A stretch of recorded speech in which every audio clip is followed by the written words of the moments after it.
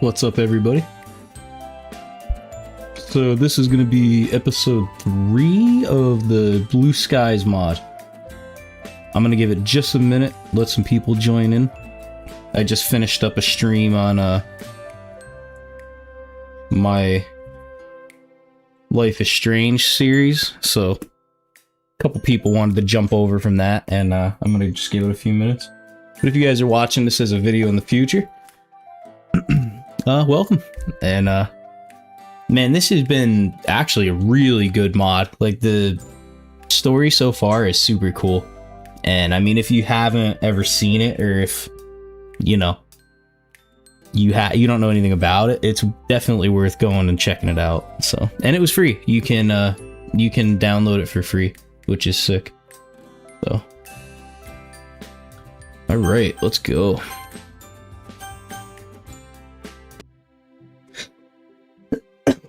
Oh, we're just right back in it. That's sick. Okay, so warily, I pull myself back to the land of the living, determined to make an effort to pay attention to Sakurai. He was cool to us last time too. Like, he caught us kind of napping, and he kind of just let it slide. He didn't really give me a hard time, which was cool. So that's a win.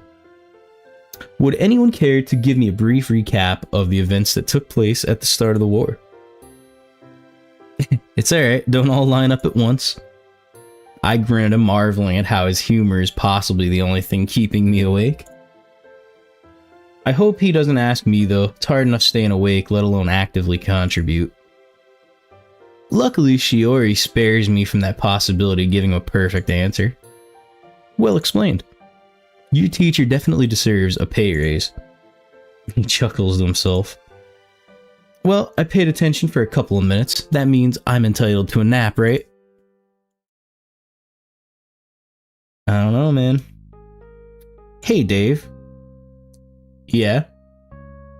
Little baby Sayori again. She looks shyly at the ground. You think we'll be friends forever? What do you mean? Like, we're pretty young and we've been friends for a while. When we move to junior high school, we'll still be friends, right? And even when we move to high school? Hey, Sayori. Where's this coming from? Of course we will be. You're my best friend. I always enjoy hanging out with you. You're my best friend too, Dave. You always have been really nice to me. I just don't want to lose that. Sayori, you're being silly. I know. I have an idea. Something that means we'll always be friends. Ooh, what? We should get married. Married? But isn't that what grown-ups do? Yeah, but we're 8 now. That's a pretty big number. Anyway, what do you think? If we're married, does that mean we'll be friends forever? I think so, yeah. I mean, my parents are friends and they're married, so that must mean that's how it works, right? Nah. Okay. How do we, do it then? Well, nice, welcome. Good timing, because I just started.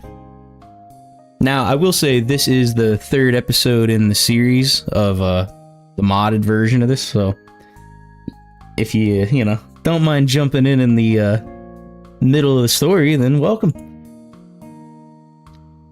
I think you have to get a grown-up to say it. Let me go find Mom, hang on. So what's happening?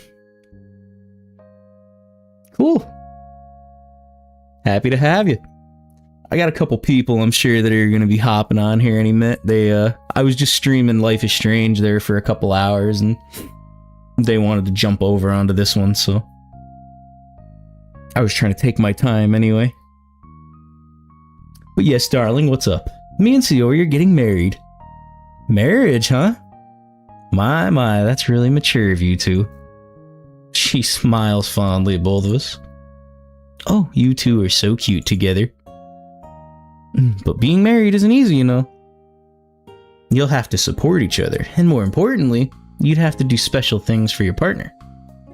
Like what? Thank you guys for liking the stream too. Appreciate that. Mom leans forward, a playful look in her eyes. Things like sharing your chocolate, Sayori. Sayori gasps. No. You think you could do that? And Dave, you'll have to compromise too. What does that mean? Well, let's just say that one day you wanted to play video games, but Sayori wanted to go to the park. You're cooked, my boy. Easy, we'd go outside first, then come in and play. Come on, Mom, this marriage stuff is so easy. He's more confident as an 8-year-old than he is as a grown-up. Gotta say, what happened to you, guy? Oh, if it were that easy. Well, you're clearly ready then. That's what I thought. See, Mom, I knew what I was talking about this whole time. We'll be best friends forever. Even in 50 years? Even in 50-100? That's a big number, huh? Shit. With a start, I'm jolted back to the present. Jeez. This isn't the kind of history I expected to learn about when I started this class. Man, where did it all go wrong? We used to be inseparable. Best friends until the end, no matter what happened. I know we're talking and getting along again these days, but there were a good few years where we had no contact. And she said she loves being around me, and she didn't want to lose what we had. Even though she probably felt estranged and we began to drift, as Sakurai talks, an uncomfortable feeling of guilt bubbles up within me. But we're friends now, right? There's no sense lamenting on the past. Now everyone open your textbooks to the segment on trench warfare. I want you to write out the main features, what it was, how it worked, and how both sides tried to break out of it. It was brutal, messy. Well, looks like I can't get away with just idly listening in the background anymore. After a while, the bell rings. The usual stampede occurs with students eager to head to lunch. As I'm making my way over to the courtyard, I spot Natsuki. Also, it's Natsuki this time.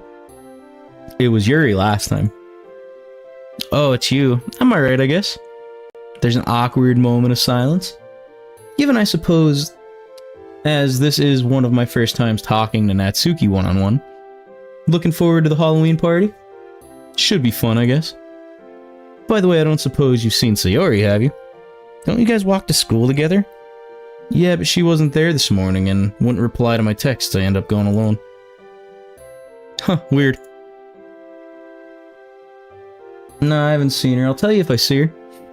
Thanks, I'm on my way to lunch. You want to join? No, I'm good. I already eat anyway. Oh, okay. See you then. She dismissively waves and turns around. Yeah, she's not my biggest fan. I wonder if she's like this with everyone she meets. Nah, just me, because I didn't really choose her side. I don't have much time to ponder the question as I once again spot Yuri on my way to the courtyard. Ooh. With Sayori absent, I don't really feel like sitting alone. Yuri seemed happy to talk last time, and I can't imagine today would be any different. I do like Yuri. I would like to go back through this once we see how it all plays out, and maybe try Yuri's story too. Once again, my greeting startles her. It's slightly comical, although I do feel a little bad making her jump. Ah, Dave. No, it's all good. It took me a few minutes to get set up anyway, so it's all good. You didn't really miss nothing. What's happening, though? Glad you made it.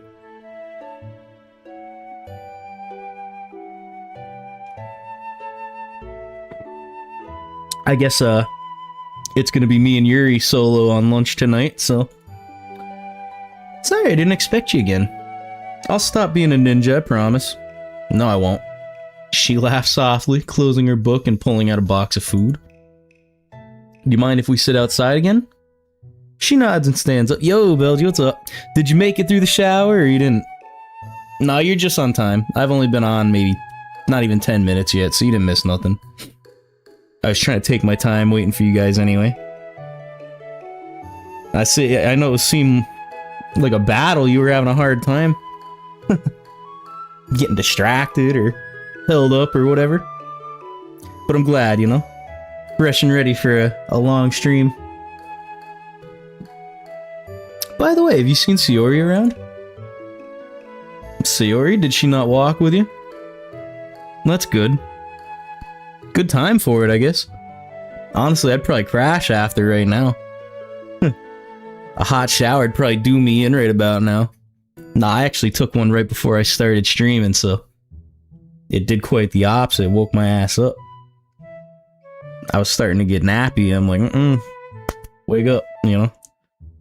Sayori, did she not walk with you today? No, didn't meet me in the morning, didn't answer my calls. Just wondered if you've seen her around or anything. I can't say I have. Sorry. No worries, I didn't expect you to. I don't think she came to school today.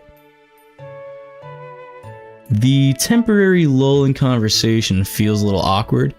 Yuri isn't the greatest with leading a conversation or diverting a topic. She's fiddling with her hair, clearly thinking hard for something to say. Anyway, you know, I'm curious. What are your thoughts on Halloween? You know, given you like horror so much. Well, are you sure you want to know? If I didn't want to know, I wouldn't have asked. I'd hate to bore you. Lady, please. No, not at all. I asked you specifically, after all. It wouldn't bore me in the slightest. Well, to be truthful, while most people typically feel frightened by all the monsters and horror villains that come out to play, Halloween, ironically enough, makes me feel safer. Oh, nice. You got your brother on too? Cool. Welcome, brother. This game usually attracts a decent crowd, so I wouldn't be surprised to have a handful of people joining in any time now. Especially the later it gets, I feel like more people tend to jump on. Plus, it's like, what, like well, it's Friday night, so yeah. Halloween, ironically enough, makes me feel safer. Why is that? I feel like I belong, if that makes sense. That's not weird, is it? Yuri. Yuri, seriously, you don't have to worry about it. I'm not gonna make fun of you or anything, I promise. What do you mean by belong? Well, it's a day where most people get into the spirit of horror. See, I got families watching me now. This is an honor. Appreciate you guys, you know? Entertainment for the whole clan. If only for one day. It's a day where the macabre becomes the norm. I get a sense of belonging from it, because Halloween is typically comprised of horror stories, movies, etc. Yeah, I seen you said you had your cousin there, brothers, man, jeez. You got the whole crew. Welcome all. I get a sense of belonging from it, because Halloween is typically comprised of horror stories, movies, etc. Although I'm not much of a fan of commercialism, it detracts a little from Halloween's actual meaning. Oh, you mean all the cheesy bats, spiders, skeletons they hang up in stores? Precisely. I mean, that's the fun part too, though. It's understandable, but I'll admit I'm not a huge on horror, but Halloween's always been... I can't relate to you there, brother. I love horror movies, horror games. Hi, I'm Brother. Well, nice to meet you, brother. I'm Dave. Thanks for hanging out, though. Are you big a fan of horror? Does anybody out there like horror genre?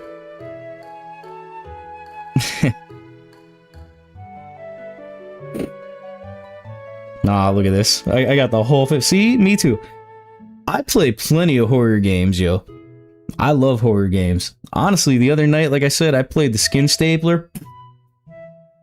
Maybe we could convert you, though, brother, you know? We'll see one day, maybe you could check one of these out that I'm gonna... You know, you'll find something you like. No, actually, just recently, one of my, well, no, before I get off topic, the pool rooms, I believe, sleep paralysis, hitting the dab, god damn. you know, hey man, it's okay. It don't gotta be everybody's thing. To each their own. And that's the beauty of this channel, because I play a little bit of everything, so if you choose to stick around, which I hope you will, there's gonna be something in here for you. But one of my favorite videos on my channel, and I think it happens to be maybe the most popular or second, whatever, it was the pool rooms. It was like one of the chapters of the classrooms. Killer video. Super scary. If you didn't check that out, I would recommend go peeping that out on my channel. But maybe after the stream, you know? But Sayori and I used to prank each other, scare each other with stories, that sort of things. I'm almost at 200 subs though, guys, man. I'm getting there. I'm just saying.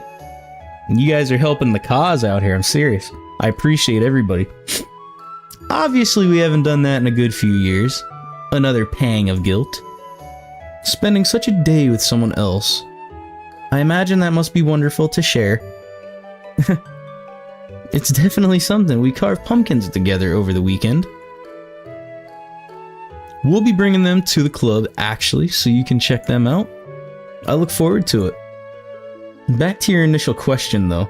As frightening as horror villains can be, I would be hard-pressed to deny that their personalities or motives are interesting. Basically, it's, at least from what I can gather, a little bit more happier ending-wise. Like, if you've ever seen or played the base game, there's kind of no good endings for anybody. Everybody ends up kind of bodied, so in this mod, from what I know, at least, or at least what I'm hoping, first thing, you take away Monica's, self-awareness, and she doesn't really, like, break the fourth wall or any of that stuff. And it's feeling like you can save the girls. So, right now we're working on Sayori's story. I've been kind of favoring her. So, hopefully that's, at least in the works. Take Frankenstein's monster, for instance. The very fact it isn't given a name and only referred to as the monster makes you think it would behave like a mindless beast. What's your favorite, like, type of game there, brother? Yet once it's created, it is unaware of its own identity and even becomes frightened, kind of like Frankenstein? It's even able to forge relationships with a family of peasants and even saves a human girl. That does sound like Frankenstein, is it not? Bro is brother. Yet it is continually misunderstood, even being shot for its efforts. Even after being mistreated by its creator, it still mourns the creator's death. So yeah, this is Frankenstein's story. Hardly the behavior and emotion you would expect a typical monster to display, don't you think? Well, I can always count on Yuri for a thought-provoking discussion, that's for sure. She is quite the intellect. When you put it like that, I can definitely see what you mean. I guess just by labeling something as a monster, people automatically assume it'll behave like one. So, in giving it personality...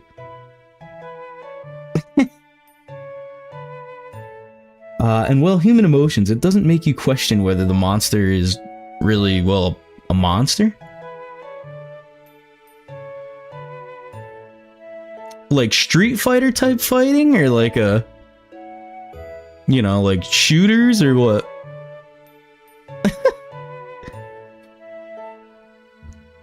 Definitely, it's honestly fascinating. I see that. Yeah, you guys find the coolest shits. Literally, look at that. The rest of the lunch break passes by in a blur. Before I know it, the bell is rung and it's time to go. Well, that's another day over. Theory's been on my mind all day, no matter how much I try and distract myself. She's probably just ill, given the stuff she eats. I guess it was bound to happen sooner or later. No, but the dab is goated. That's definitely the best. Still, can't hurt to check for myself. Hey, Sayori. It's me. I was just wondering if you were okay, you know? You didn't come to school today. Was that a cat?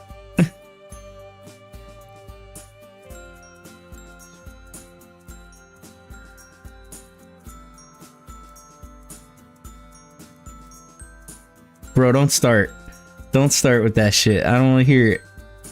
Don't you tell me about gently opening the door. I'm gonna... Look out, man, you know?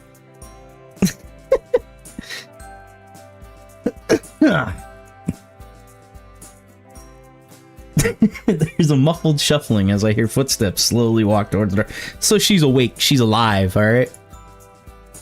You didn't have to...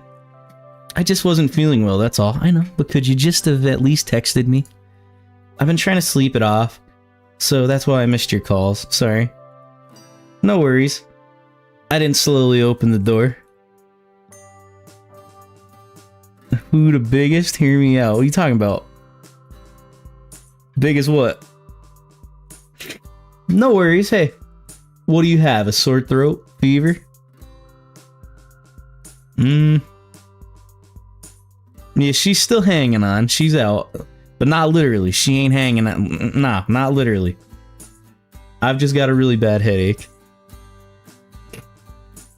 Brothers, please. Aw, man. I don't know. It's tough because, like, I like Yuri. I do. I like Yuri. But, I mean, Monica's... She's cute. But I like Yuri. I do. If I had to choose, I'm probably going Yuri, maybe. It's tough. They're all fun. I just feel like looks-wise, maybe Yuri. I don't know, for me.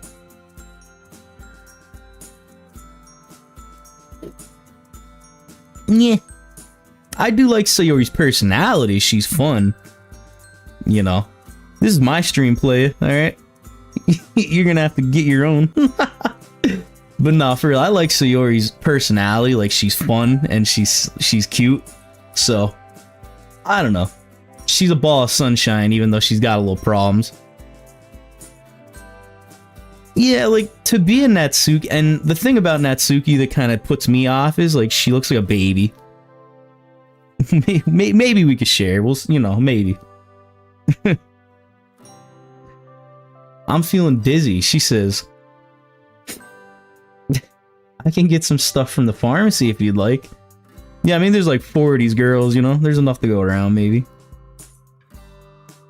Yeah, I mean, Natsuki, that's the only thing about her. She puts me off because she seems so young. Maybe she's not, but... She's fun, like, she's cute, she's a little bit of a badass, and I appreciate that, but... As far as, like, you know, attracted-wise, I'd say Yuri or maybe Sayori.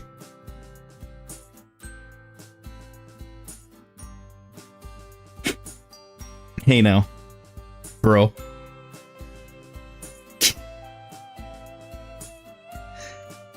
Don't be bullying my stream. You can get her on Wednesdays, 5 to 10.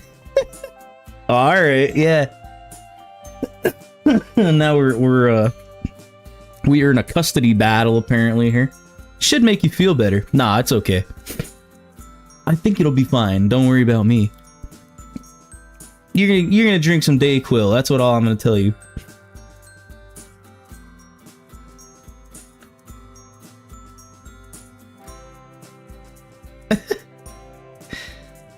I'm telling you. As she's talking, I can't help but notice what a mess the room is. I know Sayori's never been on the neat side, but this looks worse than usual. Oh, you're taking medicine for your headache? Yeah, maybe on the off days I'll take what's her name? Monica. You know, like Ja Rule, so Monica! Oh, you're already taking medicine for your headache? I'm about to get a headache. Alright, I see. I have proof from when we were playing. What proof? Proof of what? Huh? She frantically follows where I'm pointing to and swiftly hides the medicine packet in her pocket. Oh, those. Yeah, see? You don't have to get medicine from me. I'm already hooked up. Anyway, I'm sorry if I'm not in the mood to talk. This headache is a real meanie. Straight in denial.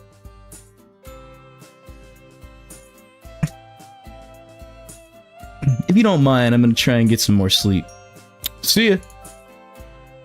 Well, I mean, to be fair, he's your brother, not my brother, but we could all be brothers in this moment. You guys are kicking it on my stream at 12:46 a.m., so we're all brothers here, you know?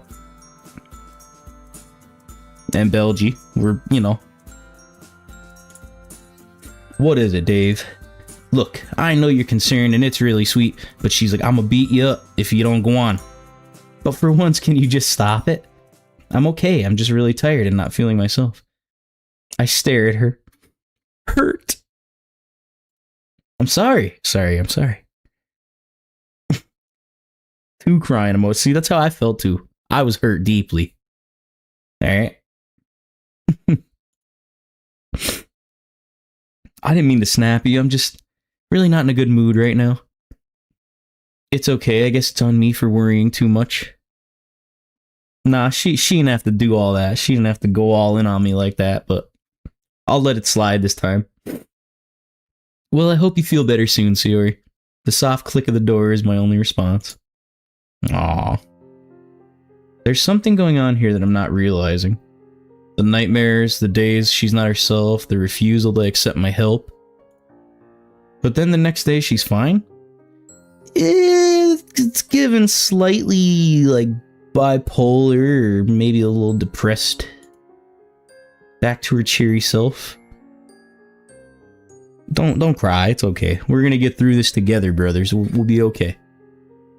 Am I just overreacting? Maybe I do just worry too much. I'm thinking about it. If the roles were reversed, would I find her overbearing? Although I don't have anything to hide, well, as Mom said, I have to give it time. So I guess all I have to do is wait. Hopefully it'll be that simple. For now, I'll just play along with her and try to dial back my concerns. You know, just... You know, take a couple of those. We'll get through it.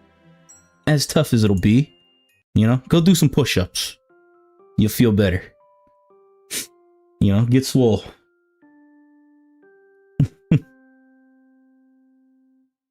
I always feel better after a good swole sesh. That refreshing Christmas. It is not Christmas. It could be Christmas. What y'all want for Christmas? Well, no better time than now. Drop and give me 10, and I'll wait. Go ahead, do 10, and I'll be here. Key's gotta do 10 push-ups, guys. Hold on. Stream on pause. Brother, I want proof. I want to hear it. Did he do them or not? Let's go. Oh, he'll do it. Look at it. Do it together. Alright? That's 20 all together. 10 for you, 10 for him. Belgie, count him out.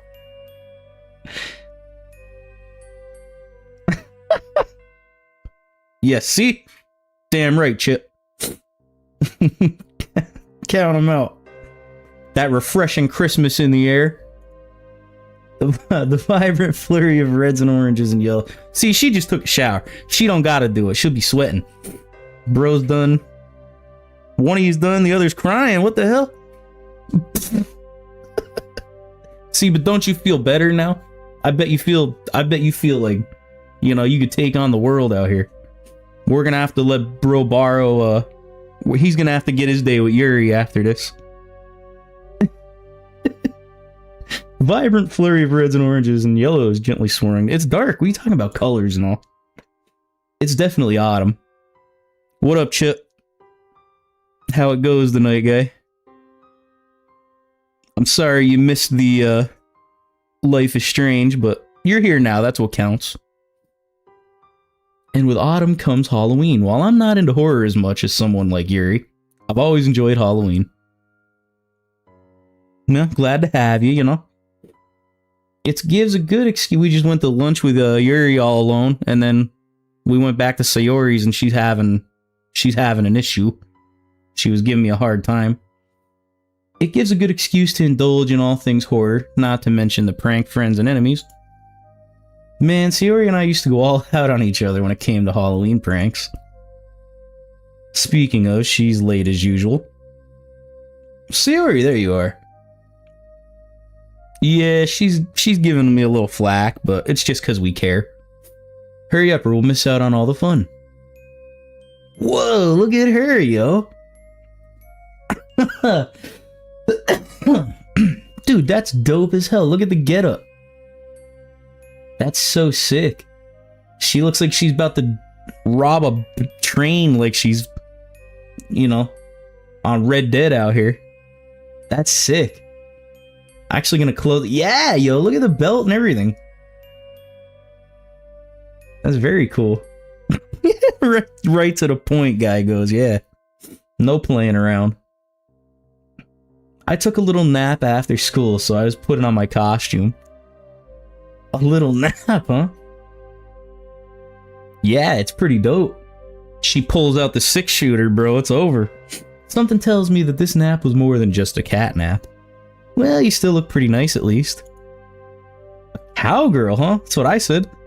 Liking the Halloween twist on it. Has a really cool vibe. Yeah, the skull belt. It's very dope. Little spikes. You look great as well, Dave. Well, don't I always? I haven't seen you in a costume for ages. It's really bringing back memories. Ah, thanks, yeah. Can you believe that I actually put effort into this? I laughed at myself. There I was, thinking I'd outgrown Halloween, yet here I am. Well, you have to. It's Halloween after all. I just wonder what the others are gonna look like. You're just gonna be bro to me, alright? He is brother, and you're bro. Her question lingers in my head as we make our way to school. Along the way, I spot a couple of other people all dressed up. One guy doesn't look too out of the ordinary. Brown fedora, red and green sweater. Oh, he's brother, you're bro? Alright, whatever you want to be. You know, you guys fight amongst that, I don't care. You guys fight just like brothers, look at you. It's actually great. One guy doesn't look too out of the ordinary. Brown fedora, red and green sweater. It's his gloves, that's the giveaway. It sports a row of blades. Upon closer inspection, his face looks charred and burnt. Impressive makeup, to say the least. What up, guy? You know? Mm-hmm. Thing 1 and 2. Siri flinches as she passes him. Whoa, I don't like the look of that guy. I bet he'll give me nightmares. Whether that was an intentional pun or not is up for debate. Ooh, look at them, Dave. I can't help but grin as I see what Sayori's pointing to. A group effort with one person in a brown Great Dane dog onesie. That was a mouthful. That was a damn tongue twister. Great Dane dog onesie. Next to him stands a nervous-looking guy with shaggy brown hair, while a confident-looking blonde man leads the pack accompanied by 2 women. Jesus, big pimpin', huh? Shoo. Oh, like he's Scooby-Doo, that's what it is. Oh, it's the Scooby-Doo gang, bro. That's cool. The walk to school feels more like a parade, with a variety of characters ringing from horror to cute, western to eastern. Ohio Riz, huh? A creepy-looking pale girl with jet black hair covering her face ambles past us without a word. Sayori clings to me. Watch it be, Yuri. Why do people have to dress up so scary? I mean, I'm not saying she looks scary, but, like, she looked good. It is Halloween, you know? I know. It's just that some of these costumes and makeup are so convincing. I squeeze her hand gently. You subscribed? Well, I appreciate you. Thank you. You the man. Happy to have you on board. I squeeze her hand gently. Sayori, they're just people having fun. Yes, W key in chat, guys. Thank you. Yeah. Hit that bell. Next stream, you won't miss out, my guy. That's what's up. See? Look at this dude. He is about right. He's really going in, man. I love it. Look, I'll say hello to the next one. You'll see you're just celebrating Halloween. There's nothing to be afraid of. She doesn't look very convinced, but nods anyway.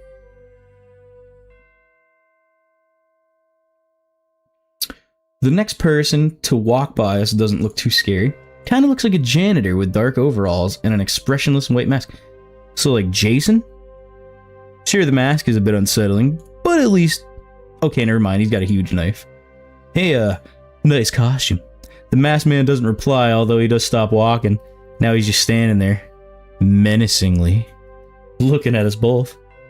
I don't think this is doing Sayori any favors. Kiki's mom. Yeah, Jason.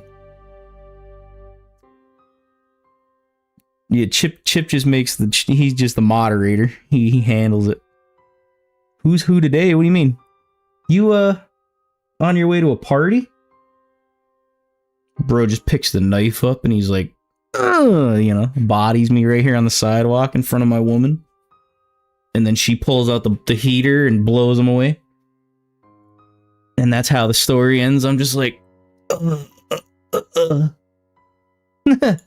Well, so Sayori says, yo, let's go. Leave him alone. Maybe he was a mime. With a knife. You know, one of those type shits. Only, punctured.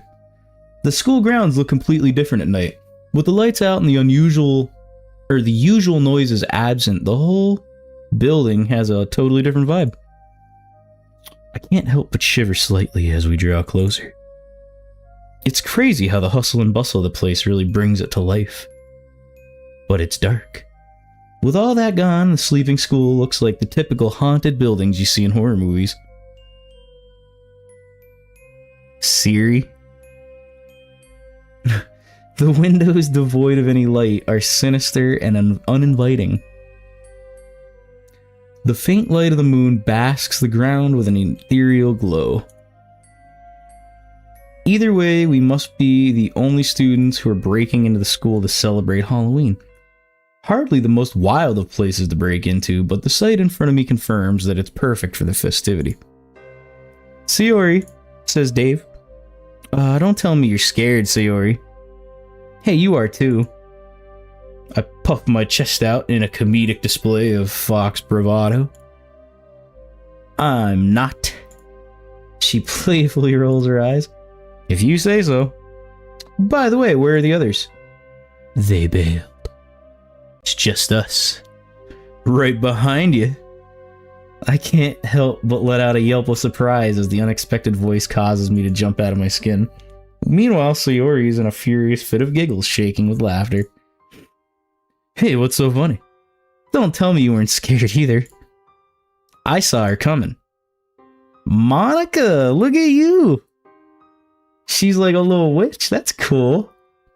Monica holds an expression torn between sympathy and amusement. That's actually sick. Haha. Smash, agreed. Agreed. No, I agree, that's legit, that's a good one. The witch drip is dope. Sorry, Dave, but it was too good of an opportunity to pass up. I actually can't wait to sit well, you know, I understand. It's okay, he could do that if he wants. We don't judge here, okay? Here on this shit, we don't judge. He could do whatever. I'm actually excited to see Yuri's get up. Can't wait to see what she'd probably be a vampire or something badass. You should have seen your reactions. I pull a face. Very funny. Nice costume, by the way. I agree. She does a twirl. Yeah, man, whatever you gotta do. No, you talk about Gooner games, bro. That damn skin stapler shit I played the other day, like, don't get me wrong, it had its scary moments, but goddamn was that a Gooner game for sure. That shit was so funny. It was, I can't remember, it might have been funnier than it was scary, if I'm honest. The horror moments were good, but it had some really funny shit go on too. Oh yeah, she'll definitely cook. It felt weird putting on a costume. I can't even remember the last time I did anything for Halloween. I'm guessing this is the first time you've broke into school, huh? You shouldn't be proud of that, Dave. Oh, come on, Monica. Where's your rebellious teen spirit? Da-na-na-na-na-na-na, you know. The skin stapler, you guys played it together? Nice. What'd you think of it? My favorite thing, I was laughing earlier. Oh, got you. Yeah, I did too. I had to do away with her ass.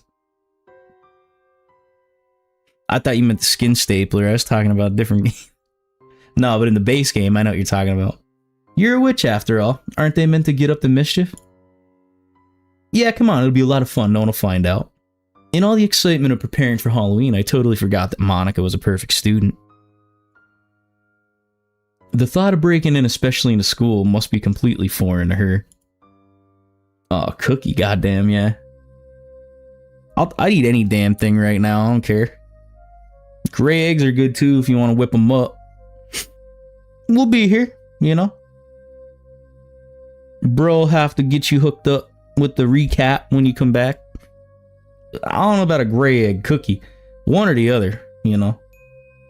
Still, sometimes you gotta have a little fun. Today of all days as well. I still say, hold on here. Yeah, Belgie, she's gonna have to teach us her egg recipe. She's doing it right. I remember last night she was saying, or the other night. A wry smile works its way on her face, just for today. I know you heard of green eggs and ham, but you ain't ever heard of gray eggs and ham. Or gray eggs and cookie, or whatever you want. Maybe it'd be delicious. As it turns out, breaking into a school is kinda easy. That, or we just gotta get lucky and manage to find a window that's open. You're gonna have to just put that recipe down for us. The interior of the darkened school looks just as spooky as the exterior.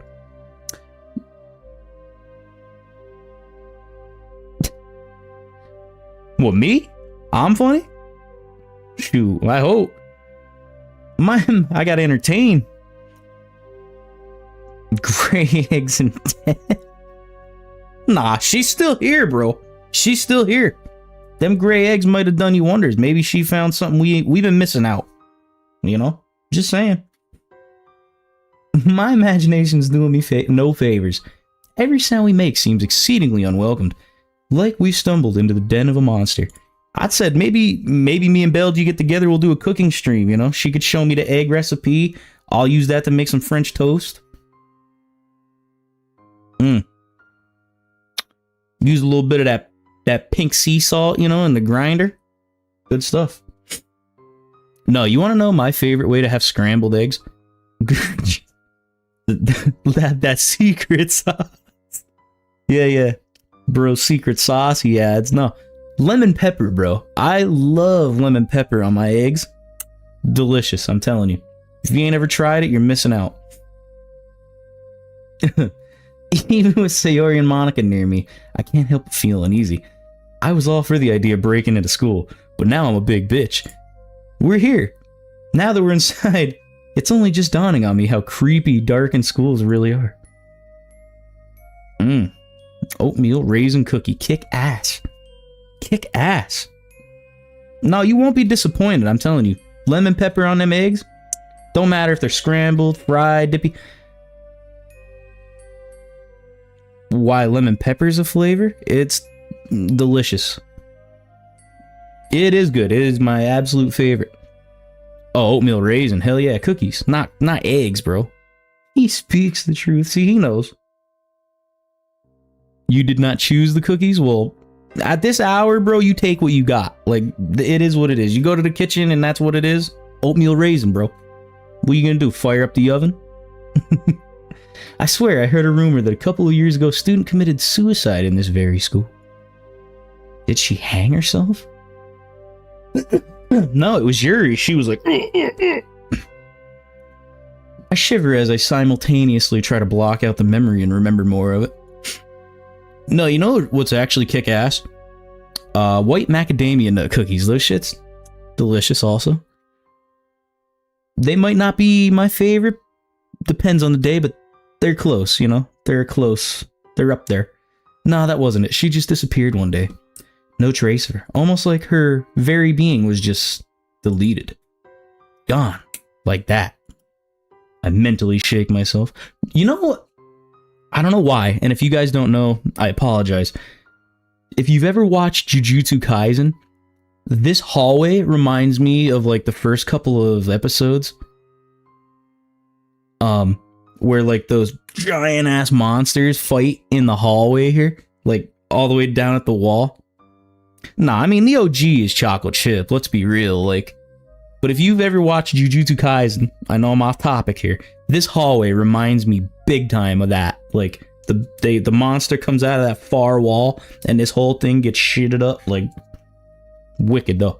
But I'm telling you, chocolate chip cookies is the OGs, we know this, but, you know, when you're feeling a little bit, you know, brave, they're quite a good second. But a part of me can't help but imagine, what if that actually did happen? Peanut butter cookies with a cold glass of milk. Get out of here, bro. Get out of here. Go home. I'll put away a whole goddamn tray, don't tell me. Would her ghost still be roaming these very halls? Twisted with vengeance, prowling for victims? What if? Here we are. Monica scares the shit out of me. We're outside the club room, and I can spot Yuri and Natsuki inside, poring over a pumpkin carving. It's a shame we're doing it in this room. No pause. Huh? Why? Well, it's Halloween, right? The classroom opposite to us is where the one student hung herself. Oh, well, goddamn, Monica. You got enough hair to be braiding, huh? My hair is getting long, too. I gotta actually get a haircut soon. Nah, I usually do. I usually don't wait till 1 a.m. to stream. I've actually been, you know, I was on at like, what, 8 o'clock I started my first stream? But that was like, you know, 5 hours ago, so I've actually been on it. I'm just saying, I mean, you got a lot of hair then to be stream. I mean, you know, I know I was calling you brother, but this was jokes.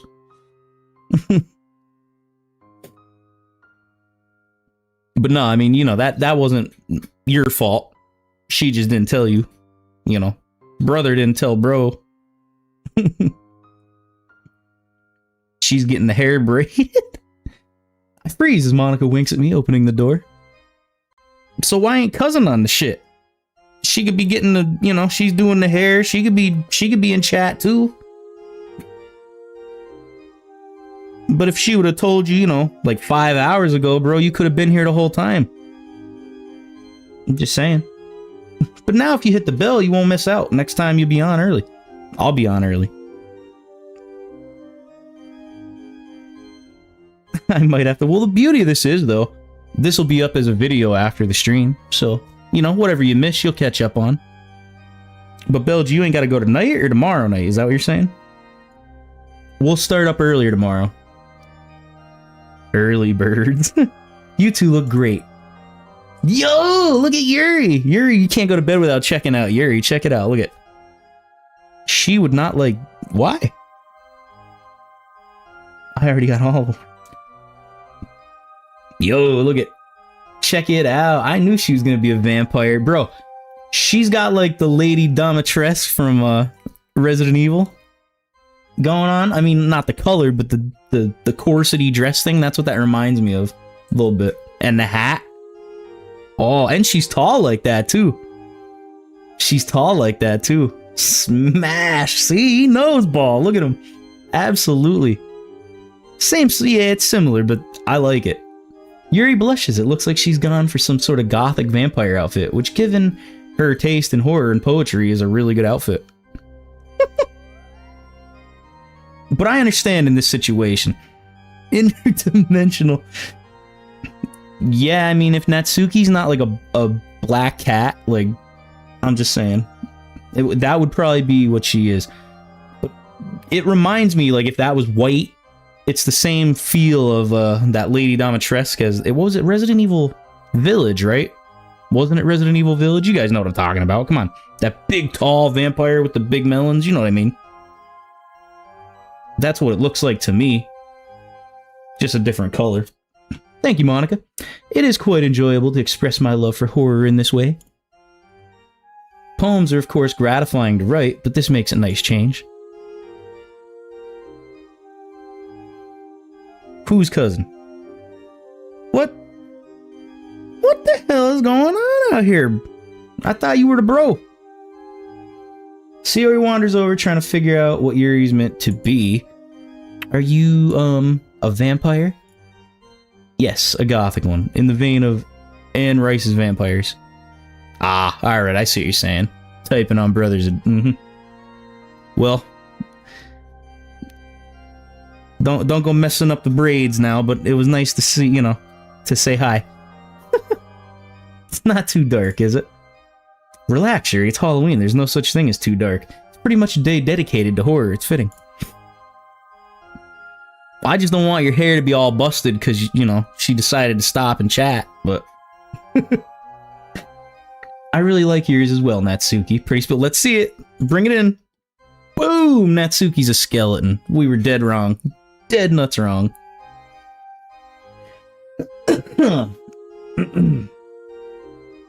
Huh. Ooh, that should be your name for today. Sayori, where the heck are you? Nat Spooky? Oh, shit, that's good. Shit.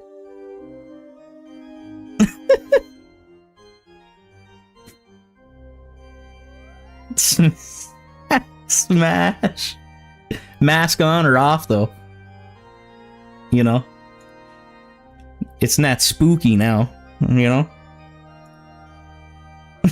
Mask on or off. Give that man a medal. He's trying to smash all four. Natsuki looks at Monica and Yuri in desperate plea. Yo, what up? What up? After getting no response, she sighs deeply and starts up again. Yeah, we got a pretty lively chat going on tonight. I'm loving it. Sayori. Yeah. That is literally the stupidest thing I've heard all day. I'm not gonna lie, I kind of like it, but... Everyone but Sayori breaks out into laughter. Hey, that's super mean. Sorry, but it's the truth. But it's cute. She hates that shit. She hates that shit. Don't call her cute. Even I know that. Cute? I'm a skeleton. How in the world is my bony ass cute? It's Halloween. This day is supposed to be like the opposite of cute. Well, I won't lie. That's a pretty fitting name, not spooky. She grins. Sorry. Oh, come on, Yuri. Yuri could have came up with a better nickname. Yuri? Super spooky, not spooky. You're putting me on the spot here, Natsuki. To her credit, at least she didn't call her Nat Spooky. No, but really, I mean, Yuri's usually the one with the vocabulary out here, so if anybody came up with something intricate, it would have been her. Dave? Sorry, I really can't deny Sayori her moment of glory. Fine, but only if I get to give her a dumb nickname too. I like Yuri, but I'm not gonna lie though, Sayori's shit was cool, like, and Monica's is dope too. Yeah, like, I don't know, everybody kind of, Natsuki's is silly to me, a little bit funny. Very loose braid, is that what you got going on too, or is it just... No, I don't want you to go bald like that. I mean, I was only kidding. She's so mad, she's just like this with the weave, you know, twisting it up. Tomorrow you wake up like, Jesus. Fine, but only if I get to give her a dumb nickname too. Wait, Sayori, what exactly are you? A cowgirl, right? My hair? I mean, sure. Sayori tips her hat down and adopts a southern cowgirl drawl. It's high noon. Well, not a very good one. There's silence for a moment.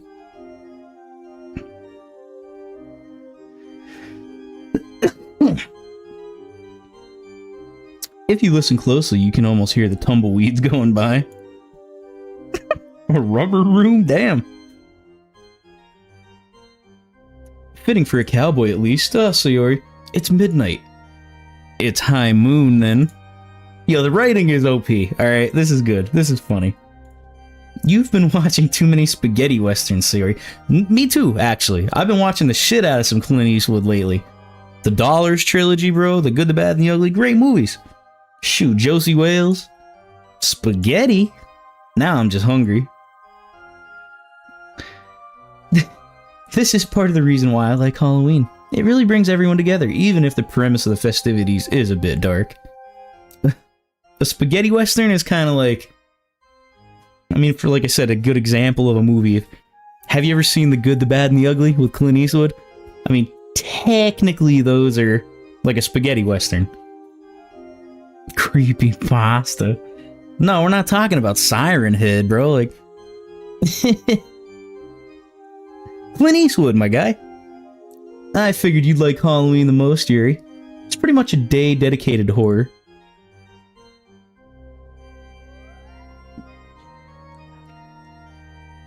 You're not wrong. It kinda do, you're right. But purple, yeah, it's true. It does a little bit look like Belgies. Yeah, it do. Although it's pretty great seeing a skeleton, a cowboy, a vampire, and a witch all in the same room. That's true. We covered all the bases here.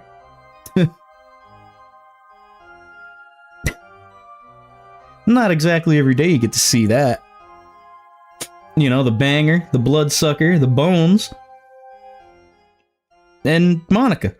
I just remember all the silly things we'd get up to. All the pranks, the scary movies. Yeah, it's pretty silly, but that's what makes it fun. Plus, I can't wait to scare you all with my ghost story. It's gonna be the best. Aw, not spooky.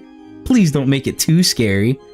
We already passed a bunch of people in terrifying outfits on the way here. Oh, God, no. How you gonna type some nonsense in here now?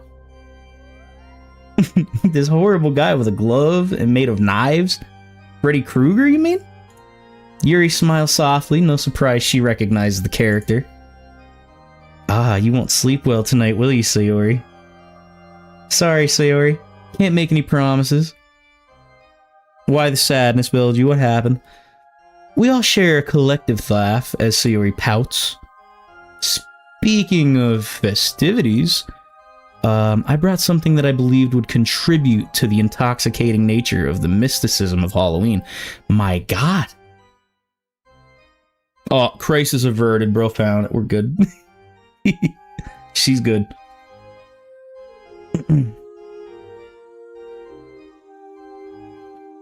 It's rather decadent, but since it's a special occasion, Yuri slides a slender black wine bottle out of her bag. Ooh. Ooh. Nice. Yuri brought the juice. Its glass takes on an alluring shine beneath the fluorescent lights. I was able to find a nice shanty. Yuri? Is that apple cider, Yuri? No, I think that's wine. I've done something wrong again, haven't I?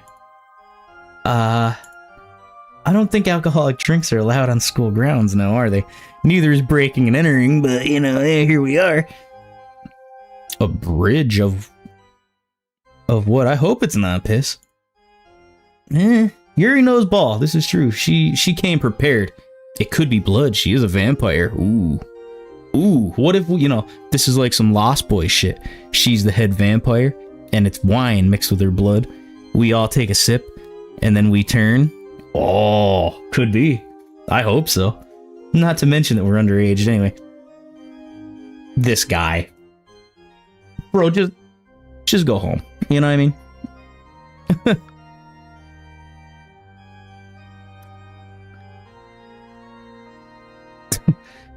I mean, legally 21. Reality, I was young as hell. I don't know.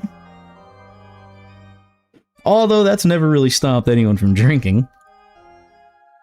I'm sorry. I just thought that given that we're trespassing anyway, Yuri knows ball, bro. She was like, we're going in. We're going all the way in, all right? Well, I mean, I'm old enough now. I ain't worried about nothing. What are they gonna do?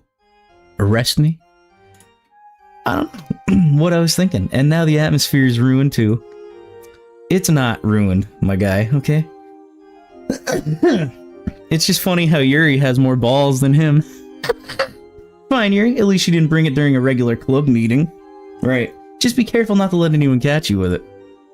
I'll have to admit, though, you're the last person I would have expected to bring something like that here. Yuri must be under the influence of witching hour or something. Yo, those faces you guys find are sick. There's still an hour or so until the witching hour. You know that? You know what I mean? Hey, it's okay. I'll just add to the story. Hey, now, that's what I said. I was like, of all people here to be worried about this, me? Nah. Yuri brought the juice. I'm just saying. I would have just said, hell yeah. Suck some of that down. Yeah, you know, the story that we'll be telling people later about tonight. Hey, you better leave that spooky stuff out of it. Nope. Sayori, not spooky. Alright, stop. Don't start. I got a whole bottle of wine in the fridge right now I've been saving, so don't make me go get that shit. To be honest, though, I am a bit curious about how the wine tastes. Oh, come on, Monica. Aren't you supposed to be the responsible one here? Yeah, I don't know. I think they are best friends, to be honest. Like, they could be. They're very similar.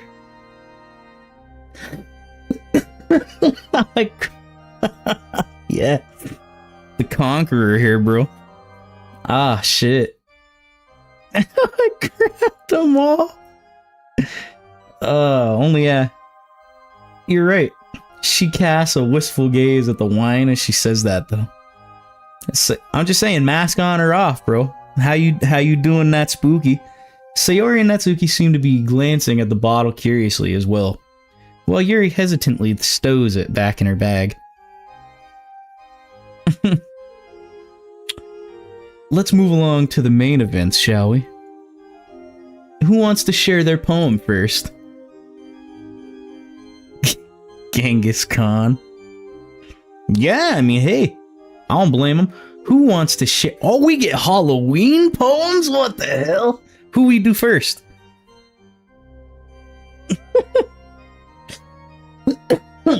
We gotta drink the juice, though. You know? Yuri's the head vampire. We gotta take sip. Alright, Sayori, the people have spoken. Sayori first. You right. You right. Bro's trying to crack them all, but it's too late. Sayori first. My old friend, there is a dark and hollow thing that follows close. Into me clings. It sticks to me and turns in turn. When I spin around and discern, in the dark, in the deep, the faintest shape that it keeps. It goes away when the sunlight shines. The sunshine sweet and warm and kind. But does it really? Is it gone? Or does it secretly keep on? Is it really hiding there, staring from beneath the chair, glaring from atop the stairs? Nowhere, but yet everywhere. In the corner in the gap, I stare in, and it looks back. Weighing, weighing, weighing down. Draining, draining, draining out. Ooh, spook sorry. That ain't bad. I like that. That ain't bad. That's pretty clean. Gotta crack them all. That's so fucking funny. Poems are peak. That was actually kick ass. I'm gonna save Yuri's for last. That was very interesting, Sayori. I always enjoy seeing a poet step out of their comfort zone a little, especially when it comes to writing horror.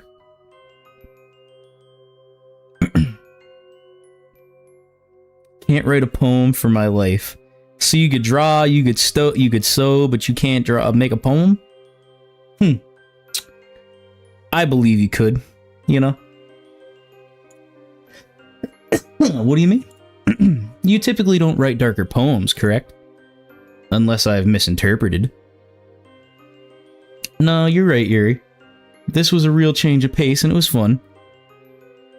Rhyming is so hard. Have a poem off? I mean, I kind of think they are.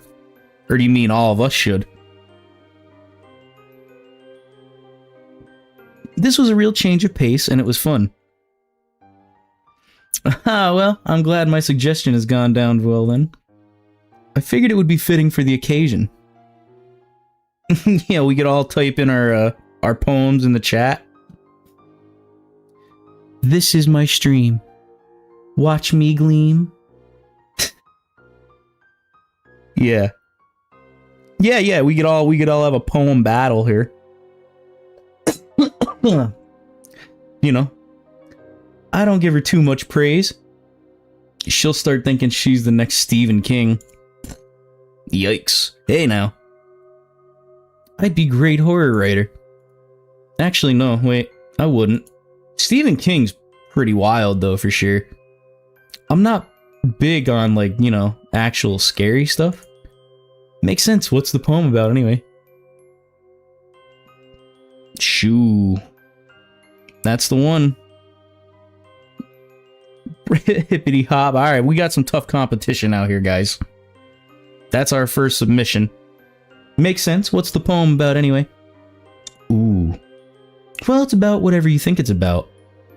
Are you trying to sound like Yuri? No, silly. I didn't write it with a specific thing in mind. It can be about whatever you fear the most. Hiding away. Always there. Never leaving. Even when you think it's all sunshine and rainbows, it never truly goes away. So it can be whatever you think it is. A terrible secret, a scary monster, childhood fear of the dark. Stacking, cracking like it's end of the world, yeah. Poetry. In its finest form. It could be made up, or it could be real. No, that was clean. That was clean. That was good. That's a real top contender. I like it. It doesn't just scare you. Maybe whatever it is drains you as well. Bit by bit. And what makes it scary is knowing it's always there. Holy crap.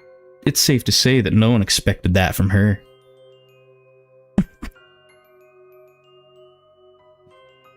Oh. It, the temporary silence in the room confirms that. Natsuki. Oh shit, Natsuki frowns, evidently not blessed by what she just heard. Bro, that's fucking hilarious. Shoo, shots fired, goddamn.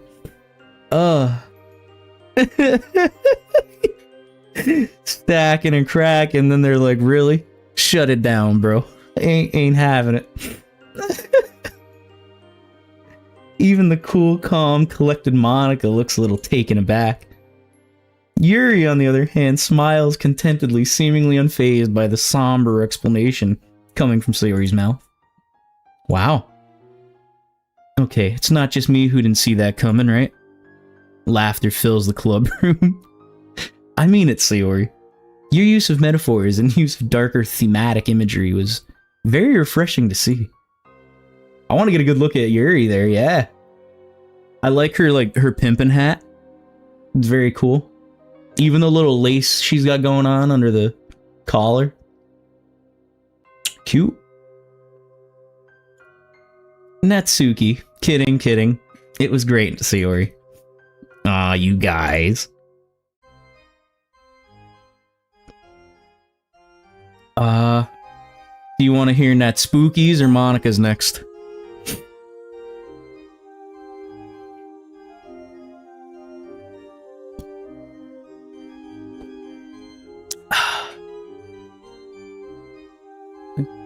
Nat Spooky. Monica, so we got one for Nat Spooky, we got one for Monica. Come on, we need a tiebreaker. Let's go.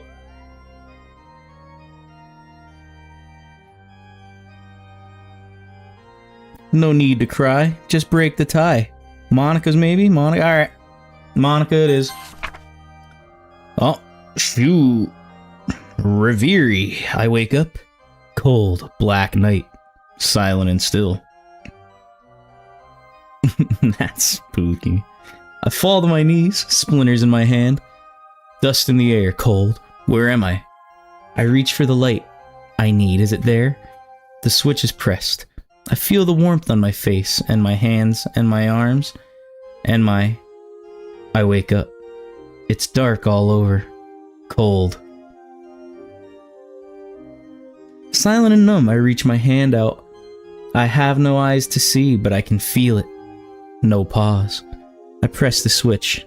The warmth fills me. The dark comes again. I die again. I wake up. Noise in my ears? Voices? Cold. I reach out and feel nothing. Where is it? Wasn't it real? Wasn't it here? Everyone reaches, but nobody can touch it. The dark comes again. We all die again. I wake up. Here again. Yeah, she spaces this shit out so far, bro. My god. She wasted so much paper on this. Like, this is a whole sheet. Like, she used half a notebook on, like, eight lines. Like, Snoop Dogg's wrote songs on shorter papers than that. I'm just saying. Monica bows a little bit after she finishes. I mull over what she's read. I don't get it. That sounded like something Yuri would have written. Oh, is that a bad thing? No, of course not. You know, she wrote that like it was the Declaration of Independence, bro. Yeah. This dude's wrote papers on the back of a rolly box. What does the reverie mean? Revere? I don't know if that means, if I said that right. I don't think I've heard it before. It's an English word that means something like having a pleasant daydream, to revere. I think. But it comes from a French word that means madness. Appropriate for Halloween, isn't it? Monica smiles, looking a bit more sinister than normal somehow. How cultured. Yuri looks a little distressed as she clutches the pearls at the implication of Natsuki's sarcasm and the idea that Monica's poem sounded like something she might have written. Do both meanings relate to the poem? You could say that. What do you mean? It reflects on how a blissful act can make the pain go away. For a little while.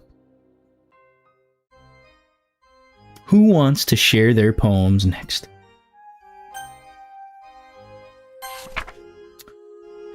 The dark. Natsuri.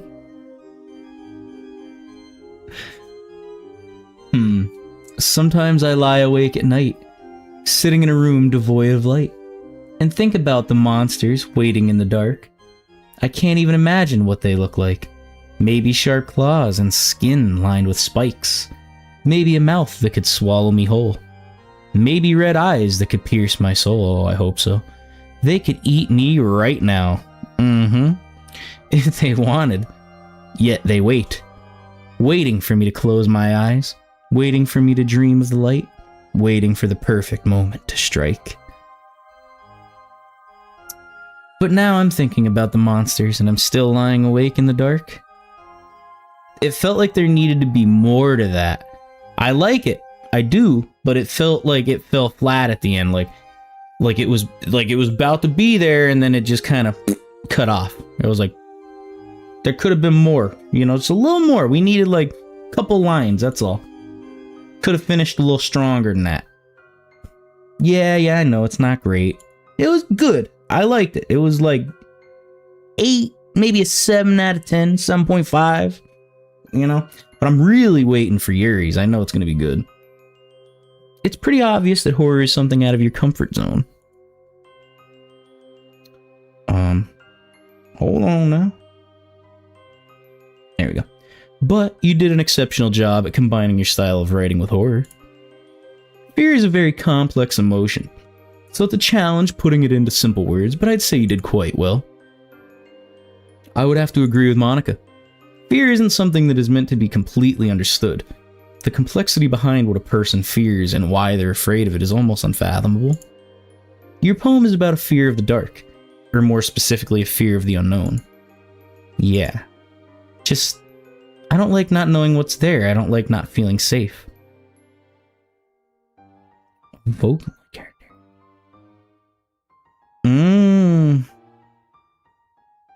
I don't know. I actually do not. But the fact that you're drawing any kind of character, my hat is off to you. Because, you have more talent there than I do. My poem is all about how your imagination plays tricks on you when you're in the dark.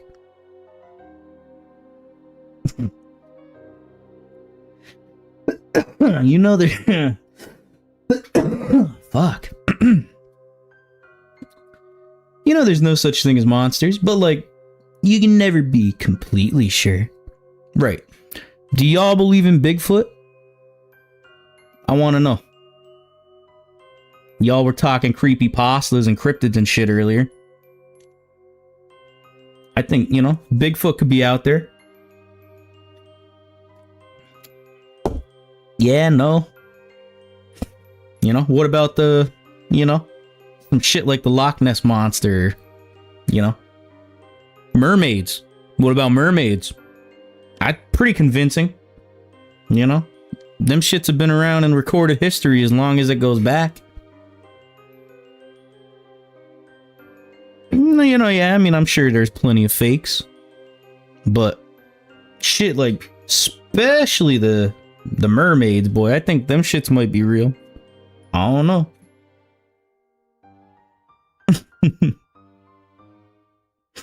I was about to say, they didn't even have Photoshop back then. Wasn't no internet, computers. Shit, they were on film out there cutting. That's what scares me, that uncertainty. I can relate.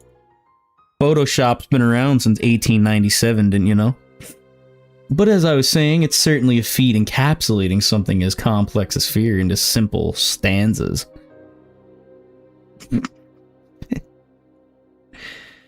Natsuki smiles proudly. Fish are real, yeah, I'm sure. What's the other thing, man? The ocean's a big place. We still find shit we don't know about back in the day, now. But, what can hey, shit, they said aliens were real.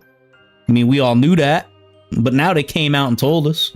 We thought we knew it all, but the Men in Black, that shit was based on a real story.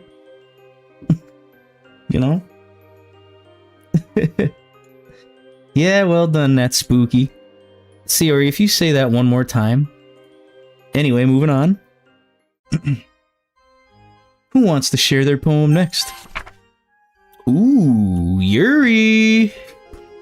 Ethereal, somber sounds of midnight malice float around a chastised chalice, riding otherworldly winds, letters torn from nails pinned. Wow, this is fucking fire, bro. I know it is.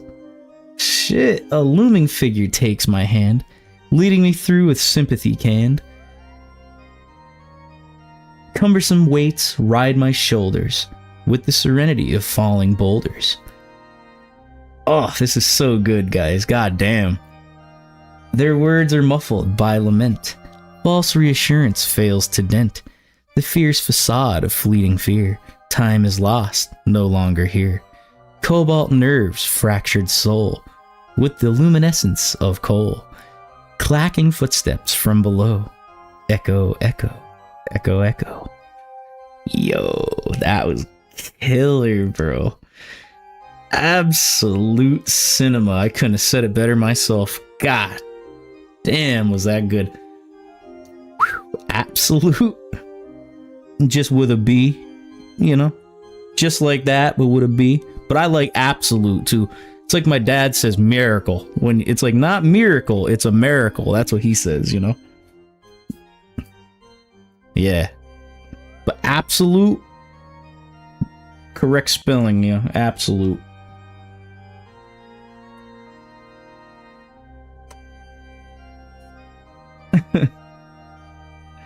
That was sick. Absolutely sick.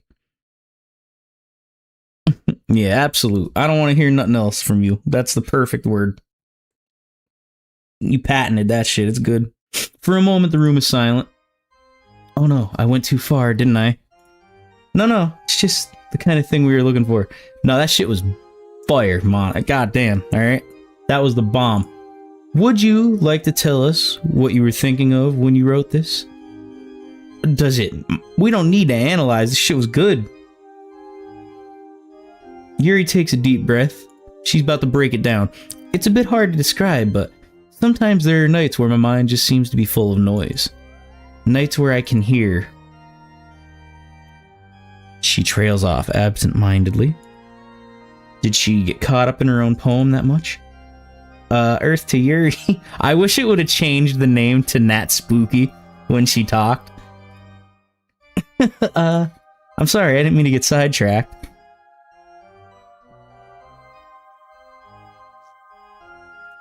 It's okay, Yuri. Don't feel like you have to rush. Yeah, take your time. Right.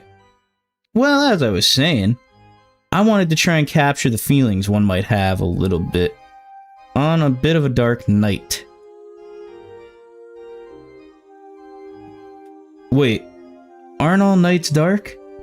No, maybe not. It's a metaphor, Sayori. I think Yuri's trying to talk about when people are going through a difficult time. Probably like Lara Croft from Tomb Raider. Or like... maybe like Ada Wong. Resident Evil. All good options. That's right, Dave. The dead of night can be very fickle. It can be a peaceful time as the world around us winds down, but sometimes being alone with our thoughts can be terrifying. We know Yuri all too well for that. This poem was an attempt to reclaim some of that darkness. Well, I think you did a great job with that, Yuri. Yeah, I really liked it. You did? Thank you. I gotta say, I like this Halloween themed shit. We almost forgot we were committing a felony right now. It's kind of great. I like it. Alright, guys, all your poems have been pretty good so far. But just wait till you bust out my poem! An evil grin stretches across my face as I whip out my poem. If you're this confident, I'll be looking forward to your recitation. Huh, did you put extra effort into this one, Dave? You know I did. Well, not quite. What's that supposed to mean? It's not a poem that I wrote myself. Dave, how could you? But I promise you that it's very appropriate for the occasion. This is a poem that has an urban legend attached to it.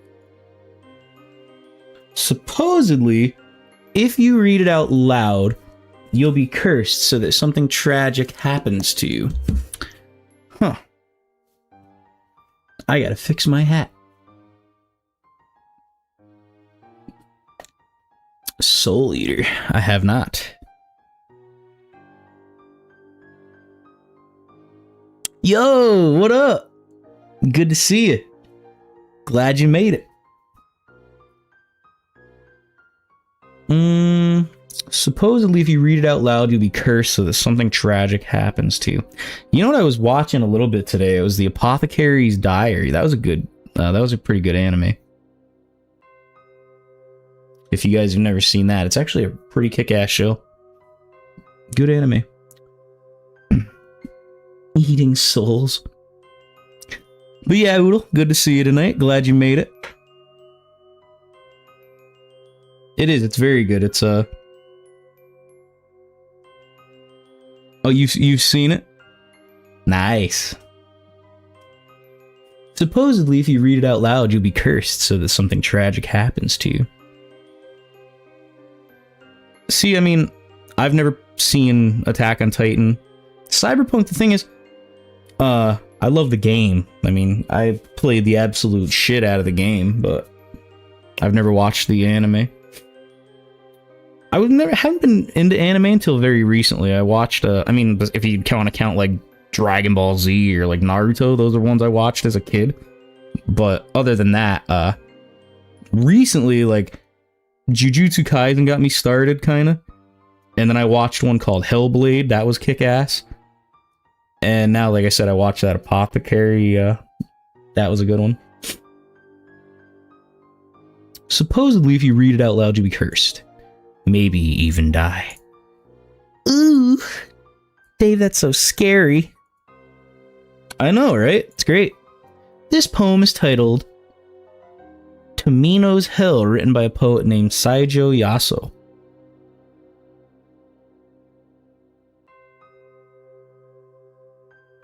Yeah, DBZ was that's goated, but I mean that, you know, that goes way back.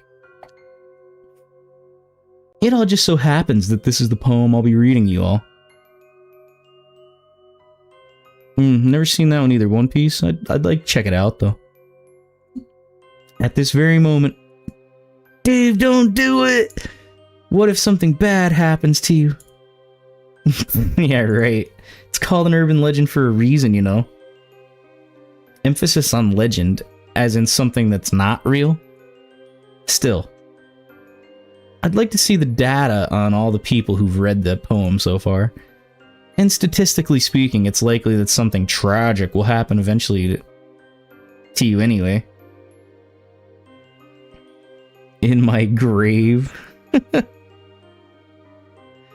I'll find there's always some element of truth behind these stories, though. Of course, this truth might not reflect the literal meaning of the stories and legends. You just have to be unemployed.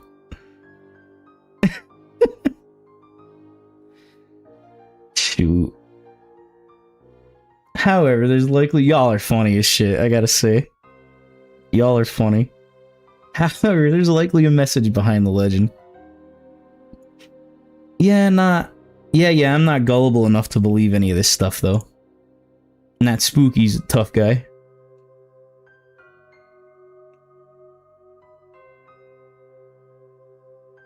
Your blanket looks like a fucking ghost. My goodness. Alright guys, settle down. You heard him. You can all voice your thoughts after I read it.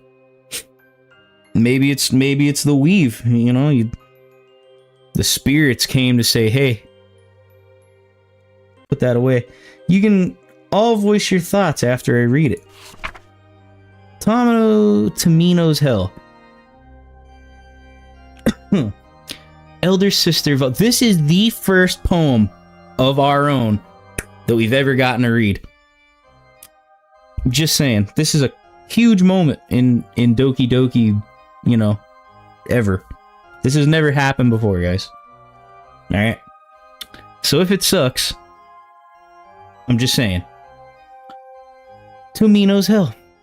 Elder sister vomits blood, younger sister's breathing fire, while sweet little Tomino just spits up the jewels. All alone does Tomino go falling into that hell, a hell of utter darkness without even flowers. Is Tomino's big sister the one who whips him? The purpose of the scourging hangs dark in his mind. Lashing and thrashing him, but never quite shattering. One sure path to Avicii, the eternal hell. Into that blackest of hells guide him now, I pray, to the golden sheep, to the nightingale. How much did he put in that leather pouch to prepare for his trek to the eternal hill? Spring is coming to the valley, to the wood, to the spiraling chasms of the blackest hell. The nightingale in her cage, the sheep aboard the wagon, and tears well up in the eyes of sweet little Tomino. Sing, O nightingale, in the vast misty forest. He screams. He only misses his little sister. His wailing desperation echoes throughout hell. Fox peony opens its golden petals. Down past the 7 mountains and 7 rivers of hell, the solitary journey of sweet little Tomino. If in this hell they be found, may they then come to me, please. Those sharp spikes of punishment from Needle Mountain, not just on some empty whim, is flesh pierced with blood-red pins. They serve as hellish signposts for sweet little Tomino.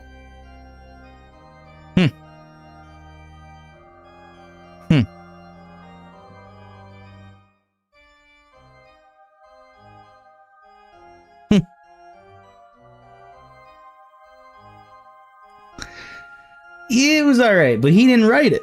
He said he plagiarized this one. It wasn't even his writing, so It was alright. It was more of a story than a poem, but I'm not sure if it's just me overthinking, but I can feel a strange chill running down my spine after reading that.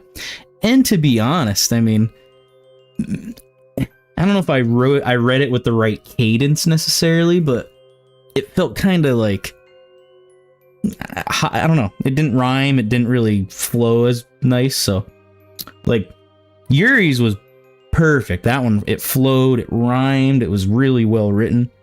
That one was OP.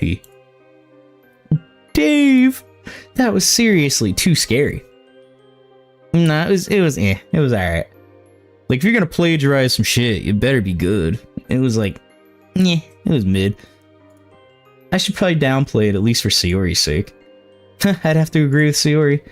It had a very creepy, old-fashioned feel to it. After hearing that, I wouldn't doubt that someone bad looms in your future. Ooh, Monica, don't put that evil on me. Personally, I found that poem quite beautiful.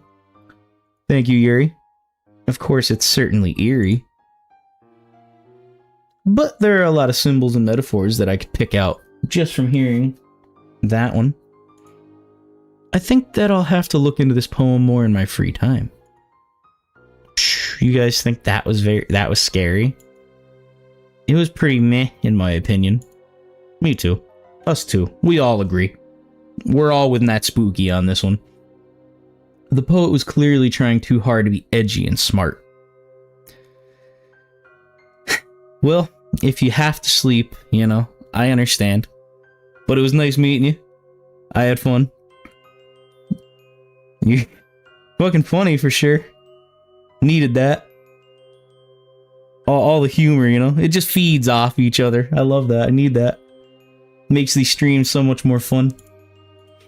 If I may respectfully disagree, the tone and word choice of the poem. But yeah, man, I hope to catch you next time. I'll probably be back on tomorrow. I'm probably gonna finish Life is Strange first tomorrow, and then I'm gonna jump back on this, probably same as I did tonight, so hopefully you can check at least one of those out, and you have a good night. The tone and word choice of the poem matches content. Yeah, written edgy, got it. After all, I understood it correctly. Tomino was banished to hell for murdering his own parents. Yeah, me too. We're all on the same page, isn't that spooky here? Oh, how'd you get that out of the poem? Well, it mentions that Tomino is on the way to Avicii, the lowest of hells in Buddhism. And killing one's parents is one way that you get sent there. Oh, well, whatever. I still don't like it. Well, you guys can agree or to disagree. But whether you like the poem or not, you'd have to agree that it and the legend attached to it are pretty interesting, right? I mean, I guess. Dave, I'm gonna keep a good eye on you from now on. I hope so. Just in case the legend comes through. True. Sayori, there's probably a bigger chance that something bad will happen to you first, given how clumsy you are. Oh my god, don't put that evil on her. Hey. We all share a laugh with Sayori joining in after a moment of pouting. Ah, guys, this has been so enjoyable. It's fun to scare your friends with silly pranks, and dressing up is also a lot of fun. Although, I don't really like horror that much. It's just so scary to think what could be out here. Stop being a chicken, Sayori. Alright, thank you guys for hanging out. It was fun. Hopefully you could be on tomorrow or whatever. I'll catch you then. Hope you guys enjoy. Good night, guys. I'll see you. Hey, you're the one who got scared by Monica earlier. The girls all laugh at my expense as I let out a groan. She's never gonna let me live this one down. Touché. Anyway, it's ghost story time, right? I don't really know many ghost stories, to be honest. Sorry. But I looked on the internet to find some. Most were super long. Like this one about a... What was it? Some kind of sleep experiment? See where you're rambling. Oh, oops. Sorry, I'm new to telling scary stories. I'm curious though, guys. What sight or sounds scare you? I'll be honest with you. Silence scares me, especially after I've read a gripping horror story. Is it just me who finds reversed music really creepy? It can be creepy. What scares you out there, guys? My piano teacher showed me a few reversed pieces once. Ooh, story time. Hell yeah. It just felt wrong to listen to, especially when there's vocals. You start hearing things that aren't there. That's what they say about Stairway to Heaven when you listen to the Led Zeppelin Stairway to Heaven backwards. There's like little, you know, satanic stuff in it, they say. I don't know. Come on, Natsuki, there has to be something out there that creeps you out. She doesn't like spiders. You'll just laugh. We won't. She's right, Natsuki. We've all shared. What is it? Natsuki averts her eyes, talking to the floor. The noises that children's toys make. It's like when I'm home alone and I think of like a Jack in the Box playing by itself. Yeah, Belgie, what scares you? Share with the class. It'd creep you guys out too. Nah, I'm with you. I've always found anything to do with children scary, especially in the dark. The sound of babies crying, for example. Normally it's annoying, but if I heard it in the dark... and okay, story time. So, years ago, I was probably playing a creepy horror game in the middle of the night, and then hearing some... It agreed. Hell yeah. Or it's like when you watch Bigfoot documentaries, and then you go camping out in the woods at night. Scary. Spiders. Yeah, justifiable. I'll be real, when I was a kid... Spiders freaked me out more than they do now.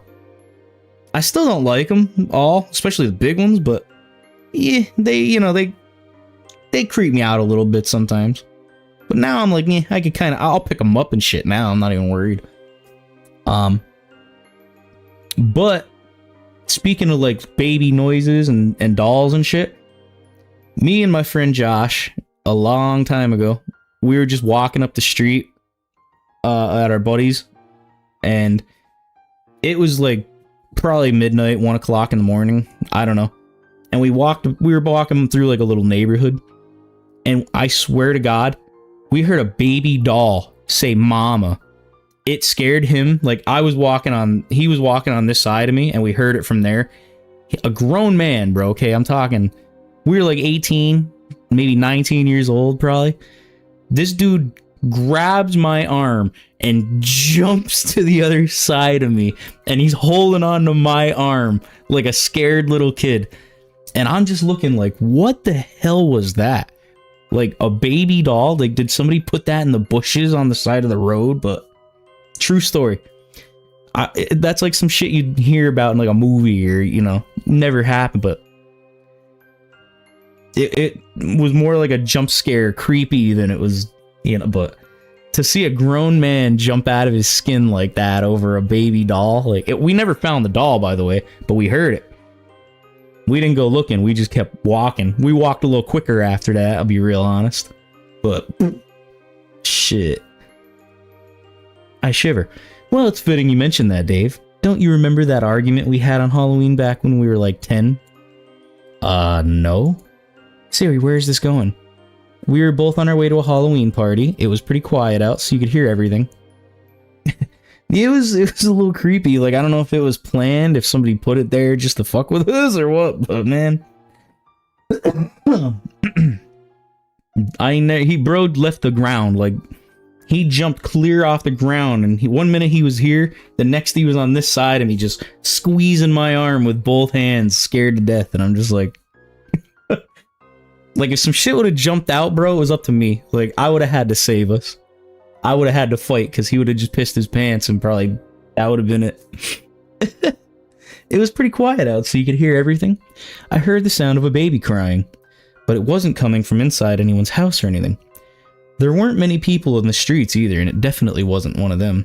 It was coming from down a dark alleyway. A chill runs down my spine as I remember exactly what incident she's talking about. I remember I wanted to go out and investigate. I was scared. It was a toddler in danger. But you didn't let me. You were too chicken. Hey! Okay, we were just in a rush. But anyway, pretty creepy, right? I guess I can kind of see what you mean about babies crying being creepy. I was a bit scared myself. Looking back, I'm glad you convinced me not to go. Yeah, it was funny. I mean, now it's funny. At the time, it was not funny. Shit, we talked about that for a while, too. And the next day, I remember we walked back down the road, and we never found nothing. Like, we went back and checked in the bushes and around the side of the road. We never found shit, so I don't know. But goddamn, was that fucking scary. That scared me once. Guess being a wimp has its perks, huh? Yuri, Sayori, and Natsuki all laugh. Monica, however, looks like she's been slapped in the face. Guys, do you not realize how lucky you were? Oh god, you guys have no idea. What? Sayori, did anything seem a bit off about the baby's cry? Now, I don't know where this is going, but I have a similar story to that if you guys want to hear it. About a baby crying. Horrifying. Sayori scrunches up her face in an attempt to recall. No, not really. Well, it did sound a bit repetitive, though. Like the cries didn't change much. Monica's voice shakes as she replies. Guys, that's what serial killers do to lure out young women. And you know, maybe this is true, I'm not sure. But, I was, I don't know, maybe still in middle school. And at the time, my dad worked like really early in the morning. Like he would leave like probably around 2 in the morning or so. And my mom, I remember, came into my room in tears, crying, woke me up. And she's asking me, she's like, do you hear that? And I'm like, huh? I just woke the fuck up. No, I don't hear that. And we go over to like the front part of a house and we were listening by the window. I swear to God, there's a baby outside crying. Like it sounded like somebody dropped off a baby at our house in the middle of the night. And my parents lived in a pretty rural area. Like we didn't have any like direct neighbors or anything. So that sound, it was super just, it had her shook up bad. Like she was scared. And I remember you're like shining lights and shit outside looking and like we never saw anything, but we kind of came to the conclusion that we think it might have been a mountain lion, maybe, because when they cry, they sound like a woman screaming or sometimes like a baby crying. And I'm like, it could have been. Shit was scary. That was a hell of a story too. The whole baby thing, that just reminded me of that. I can't help but burst out laughing. Sorry to go off on these stories too, guys. But yeah, whatever. What, pretend to be babies? Come on, Monica, you had me going for a second there, but you kind of ruined the punchline. She looked straight into my eyes. I wasn't kidding. No, Dave, they record a clip of a baby cry and hide the speaker in a dark place. They prey on women's maternal instincts because they know they're attracted to the sound of infants in distress. The laughter dies on my lips as a cold, sickening silence takes its place. Oh my god. That's why the cries didn't sound natural. They just recorded a small segment and replayed it over and over. You wouldn't like me angry, right? It all makes sense now. The unnatural cries, the dark alleyway. A meticulous, calculated effort to ensnare an unsuspecting victim. Wait, hang on. Didn't Miss Kasami go missing around that time? Oh my god, bro. Miss Kasumi Used to teach Sayori and I a long time ago. What happened to her? Sayori shrugs.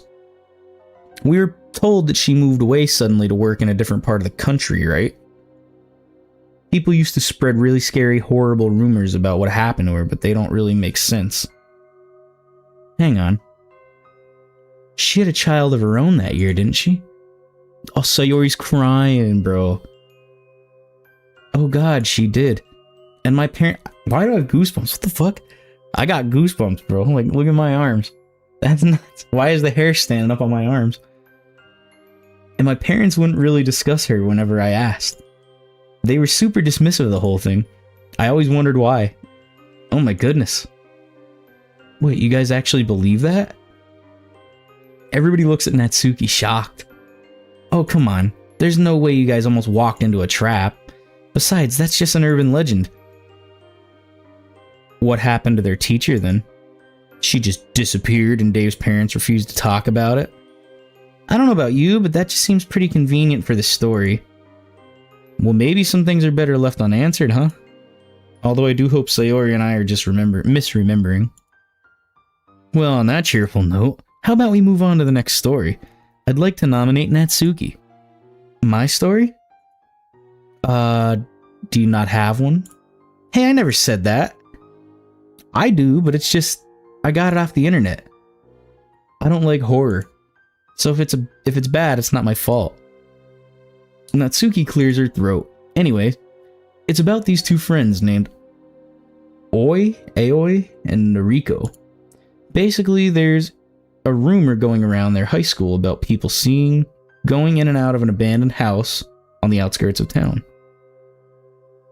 Most people thought they were drug dealers, but some swore by the fact that the house was being used by a cult of some sort. Oi and Noriko were pretty outgoing and adventurous, so they decided one night to check the place out. They get to the house and it's pitch black. Luckily, Aoi had brought flashlights for the two of them. Noriko, on the other hand, brought a knife with her, just in case they ran into trouble. Smart girl. They go inside and the place reeks. We're talking Dave's room level of stink. Yeah, you know, come on now. Everybody, you got me. Was that really necessary? Sorry, I had to. Anyway, they look around for a bit. They find the door to the basement, the stairs to the second floor, things like that. Finally, they go into the kitchen and find the source of the smell. When it comes to like urban exploration, there's a guy I watch on YouTube. His channel's Urbex Hill, if you've never heard of him. I definitely shower. I showered right before this stream. Thank you very much. Nah, you don't be hanging around 4 of these chicks like that and not shower. Finally, they go into the kitchen and find the source of the smell. There's some weed on the table and it looks to be recently used. Ooh. This confirms Aoi's suspicions that it's just a drug dealer and she wants to leave. Noriko, on the other hand, still wants to snoop around for a bit. They get into an argument with each other and Noriko calls Aoi a coward because she thinks Aoi wants to leave since she's afraid of all the rumors. Then Noriko goes, yeah, well, if you're not afraid, then go down to the basement. But yeah, that Urbex Hill dude, he explores all kinds of abandoned shit. A lot of times it's in like Cleveland, which is not a great spot. And he'll get down into like some old schools, churches, just warehouse, whatever, all sorts of shit. He stumbled into some pretty crazy stuff too. It's pretty neat. If you never checked it out, I'd go peep him out. As soon as she opens it, she feels a sharp pain in her back, and before she can react, she gets pushed down the stairs. She tumbles down the stairs, and once she hits the bottom, she realizes she can't feel her legs. Her vision is blurred, but she can barely make out a figure standing at the top of the stairs with a knife. Oh, the last thing Aoi hears before she passes out is Noriko's footsteps as they descend down the stairwell, and an old grizzled voice say, "This one will do nicely." Oh, she was betrayed? The very next day, Nariko and Oi call in sick. It's kind of a shame, really, because they miss out on all the talk about how someone heard strange animal-like growls coming from the old abandoned house on the outskirts of town. So yeah, hope you liked it or whatever. What happened to Nariko and Oi at the end? They didn't die, did they? Use your imagination. Nice story, Natsuki. Cults usually provide good fodder for horror stories. Indeed, I've read quite a few novels involving cults. Doesn't Portrait of Markov involve something like that? Something similar, yeah. Speaking of Yuri and horror stories, how about you go next, Yuri? Me? Alright. Give it your best shot. Ooh, this one's gonna be good, yo. You know Yuri's not gonna fumble. You're walking alone one pale autumn night. The moon is graceful, casting her light down below like snowdrops. Ooh, she sets the mood too. Look at shit. As you continue down your path, something shambles behind you. You turn around to look for what it might be, but all you see is a cluster of leaves rustled by the pale air. Slowly returning, she's painting a picture in my mind. Slowly returning, you notice the lights in every house around you going out, then flickering before fully extinguishing. With tentative steps, you advance towards one of them to investigate. Just as you're about to reach the window, you hear something snapping behind you. A broken twig is all that remains. Uncertainty floating around inside your head, you unconsciously start walking faster away from the suburbs. Eventually, you find solace in silence, the only sound being your heartbeat. It's quiet. Nothing bad seems to be happening now. In fact, nothing at all seems to be happening. Confused, you look around and see that you're in front of your house in the street. No one is stirring, nor are there any lights. Gently pacing towards your house, you go through the door. The lights are on, the television is on, but no one in sight. This is unusual. You were expecting your parents to be home tonight. Had they gone out without telling you? No, that couldn't be it. They always let you know where they'll be. You pull out your phone and open up your contacts to give them a call. However, no one is registered in there anymore. Your phone is wiped. No matter how hard you try to remember, you can't call out to them. Suddenly, there's a heavy knock on the door. You peer through the keyhole, but see no one. Another knock. Another. Another. You cautiously open the door, but there's still no one there. No one anywhere. But you just let them in. You're bodied. How did this happen? Why are you alone? In the piercing silence. Silence so loud it fills the air. You do not know, and there isn't any way for you to find out. Yeah, hit me with a little surprise there. That's it. What a dumb story. Huh?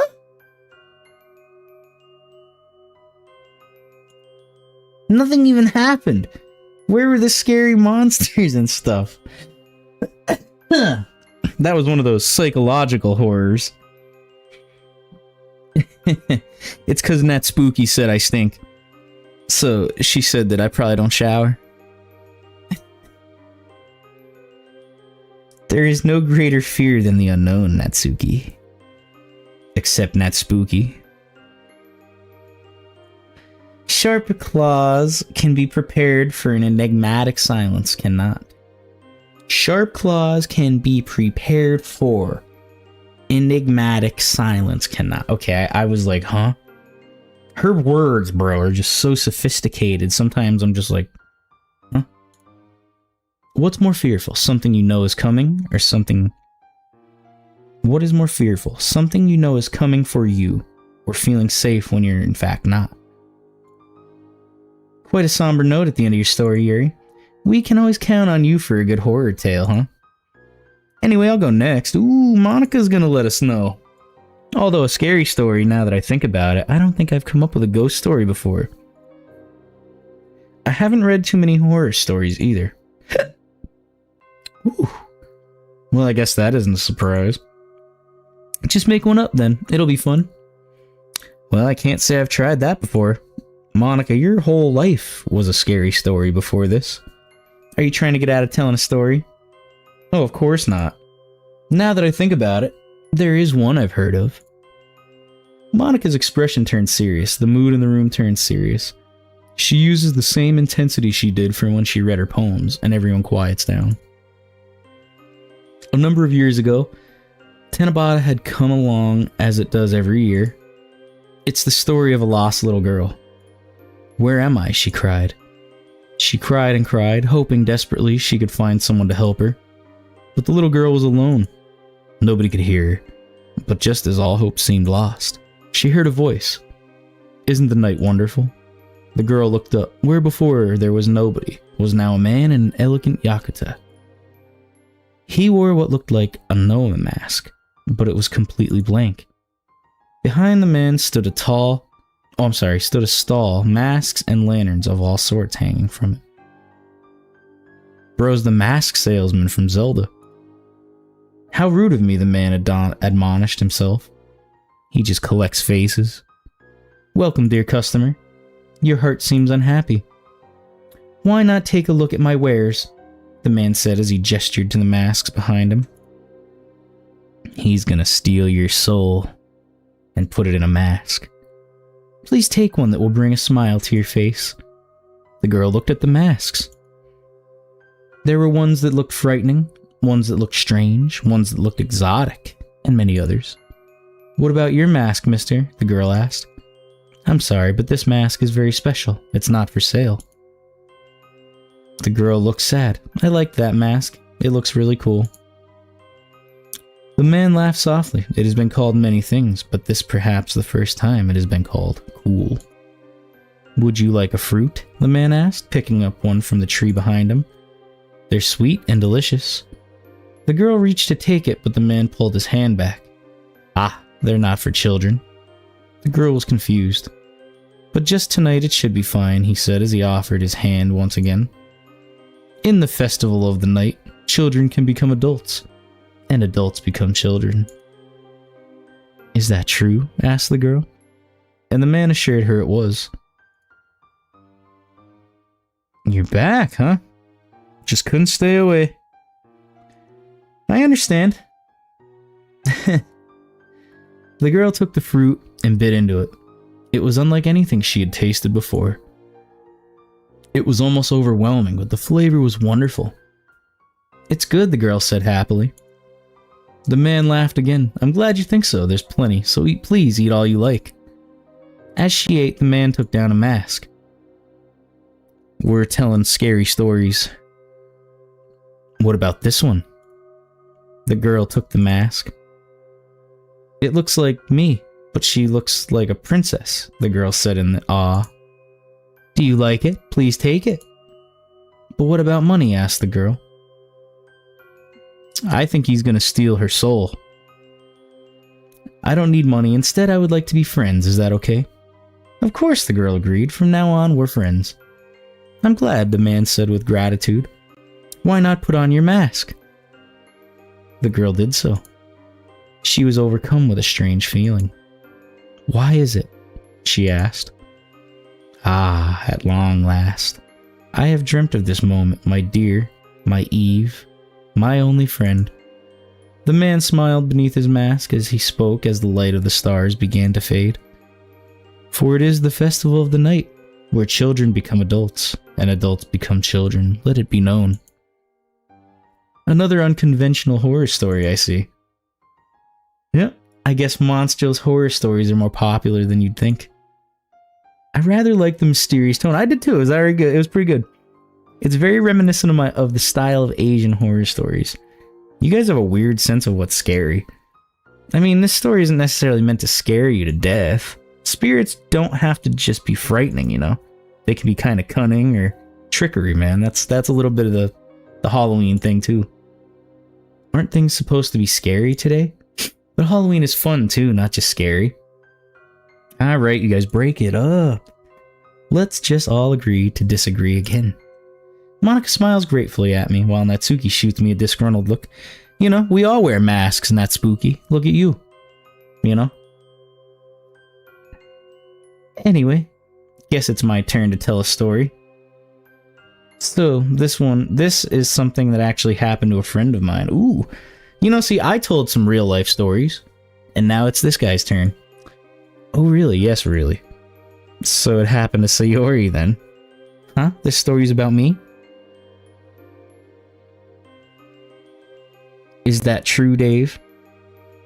What? No, it's not. Let's just get on with the story, shall we? Right. Anyway, so this friend of mine lived alone in an apartment building. He lived in the downtown area and loved to party all night. And one night, he was out as usual. However, when he stumbled back home in the early hours of the morning, he realized that he'd lost his keys and was locked out of his apartment. So he ended up having to call his landlord, who was pissed at having to wake up in the middle of the night to let him back in. Yeah, they were calling him out. You know, something this just reminded me of, I mean, it's not necessarily scary, it's kind of sad, but, somebody my dad knew, I guess when he was younger, I don't want to say I don't know if he was a kid or if he was, you know, maybe around 20, whatever it was, but this dude was a little bit older than him, but I guess, like, it was, like, wintertime, and he came home from the bar, and his buddies just, like, helped him get home, and I guess the door was locked, and he ended up just falling asleep on the porch, and nobody let him in, and no one knocked on the door or whatever, and the poor guy froze to death. He actually, he froze to death out on his porch in the middle of winter. Came home drunk and just froze to death on his porch. Kind of sad. Yeah, that was my old man told me that story, so rough. So yeah, you take care of your friends, guys, you know? Make sure they get home safe. But in the end, he was able to get home safe, so that's all that matters, right? I can certainly relate to that comforting feeling. Right, but when he got inside, he noticed that his keys were actually on his nightstand, so he didn't lose them after all. They weren't an extra set that his landlord lent him? No. He was able to recognize them by the keychain he attached to it. So that's it, pretty much, yeah. So what's so scary about that? Guess you haven't realized it, huh? What do you mean? The apartment was locked when he got back, right? Mm-hmm. But his keys were still inside. So how do you suppose he locked them in? Someone must have gotten into his apartment, placed them inside, and then locked the doors from the inside. Which means they're still inside. And the only set of keys were my friend's and his landlord's. So whoever it was who brought his keys back was still in the apartment when he got home. But who was it? He never found out. Oh, they're gonna make me permanently paranoid. That was pretty good. That was quite an enjoyable story, Dave. See, you're singing my praises out here. Although it was short, the realization at the end definitely made up for that. Yeah. Short and sweet. Dude, oh my god. Have you guys ever heard of Nuke's Top 5? Any of you guys ever watched his stuff?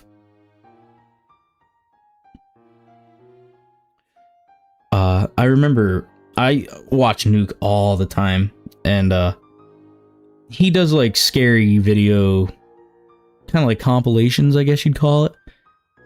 But they're sent in by the viewers. Well, one of the stories I watched, it had real footage. It was a real thing that happened. The story went like this guy and his wife, they lived in like an apartment, and he said that like his food would go missing. Like he'd have something in the fridge and it'd go missing. So he was like, my wife must be eating it and not telling me. But he would ask her and she'd be like, no, it wasn't me. So he set up cameras to try to catch her, to, so they could have a laugh about it. And it turns out they had a crawl space up above their like pantry or some shit. And this lady was living in the ceiling of their house. And at night, when everybody's in bed, she would crawl down off the counter, sneak down into the fridge and eat a bunch of food and shit. And then she literally, like, they have footage of her, like, just pissing in his sink and then, like, crawling back up into the ceiling and shit. So naturally, when dude found this fucking video, he saw it. Clearly, fucking would have freaked out. Well, I guess, like, they called the cops, whatever. She was gone, but there was, like, wrappers and stuff up there. So, like, she'd been living up there for, you know, however long. Like, she went to the fridge, took a gallon of milk out, and she's drinking from the gallon of milk. A homeless lady or whatever, just drinking out of your milk carton, pissing in your sink, living in your ceiling. She was watching cartoons when they were gone at work, like, crazy, dude. And she got away. They didn't catch her. I'm like, oh my god, yo. Imagine. Ugh. Plus the story calls on the real fears of things like squatters, stalkers, and killers. Exactly, like, this is exactly that, like a squatter, basically. I mean, thankfully she wasn't violent or, like, dangerous, hopefully. I mean, because she didn't hurt anybody, but I think that's probably one of the scariest real-life things that could happen. Like, you're just living in your house right now, and somebody else is in the walls, like, just chilling, waiting for you to go to bed. I'll have everybody on here clearing their house before they go to sleep tonight. But for real, bro, like, they're waiting for you to go to bed tonight so they can go raid your fridge and take a leak. Hell no.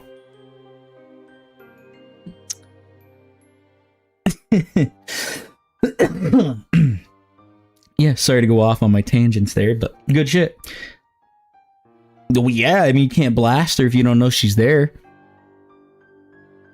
And that's the other thing. It's like, you want to open that up, bro, and get stabbed in the face, or you don't know what she's got. Dirty needles or something.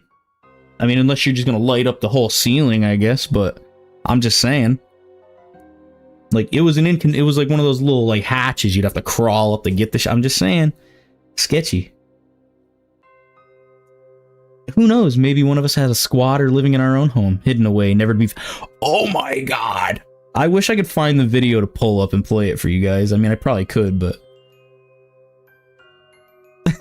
I'm blowing this whole... Yeah, right. Stop right there. I don't even want to think about it. Okay, that story wasn't half bad. Glad you all liked it. I have to admit, this has been pretty fun, guys. Yeah, it really has. We should do this sort of stuff more often.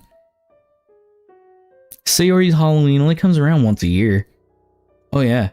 If I may make a suggestion. We all turn to look at her. Well, let's hear it, Queen of Halloween. As it's fitting for the mood, would you like to try the Kokori-san game? Huh? What's that? Oh, that Ouija board thing? Isn't that just some urban legend? Only if you believe it is, Natsuki. Ouija board stuff, huh? On one hand, although it's not very hard to scare me, I'm a bit skeptical about ghosts. Although I've heard from a lot of people that messing around with the dark arts is a dangerous business.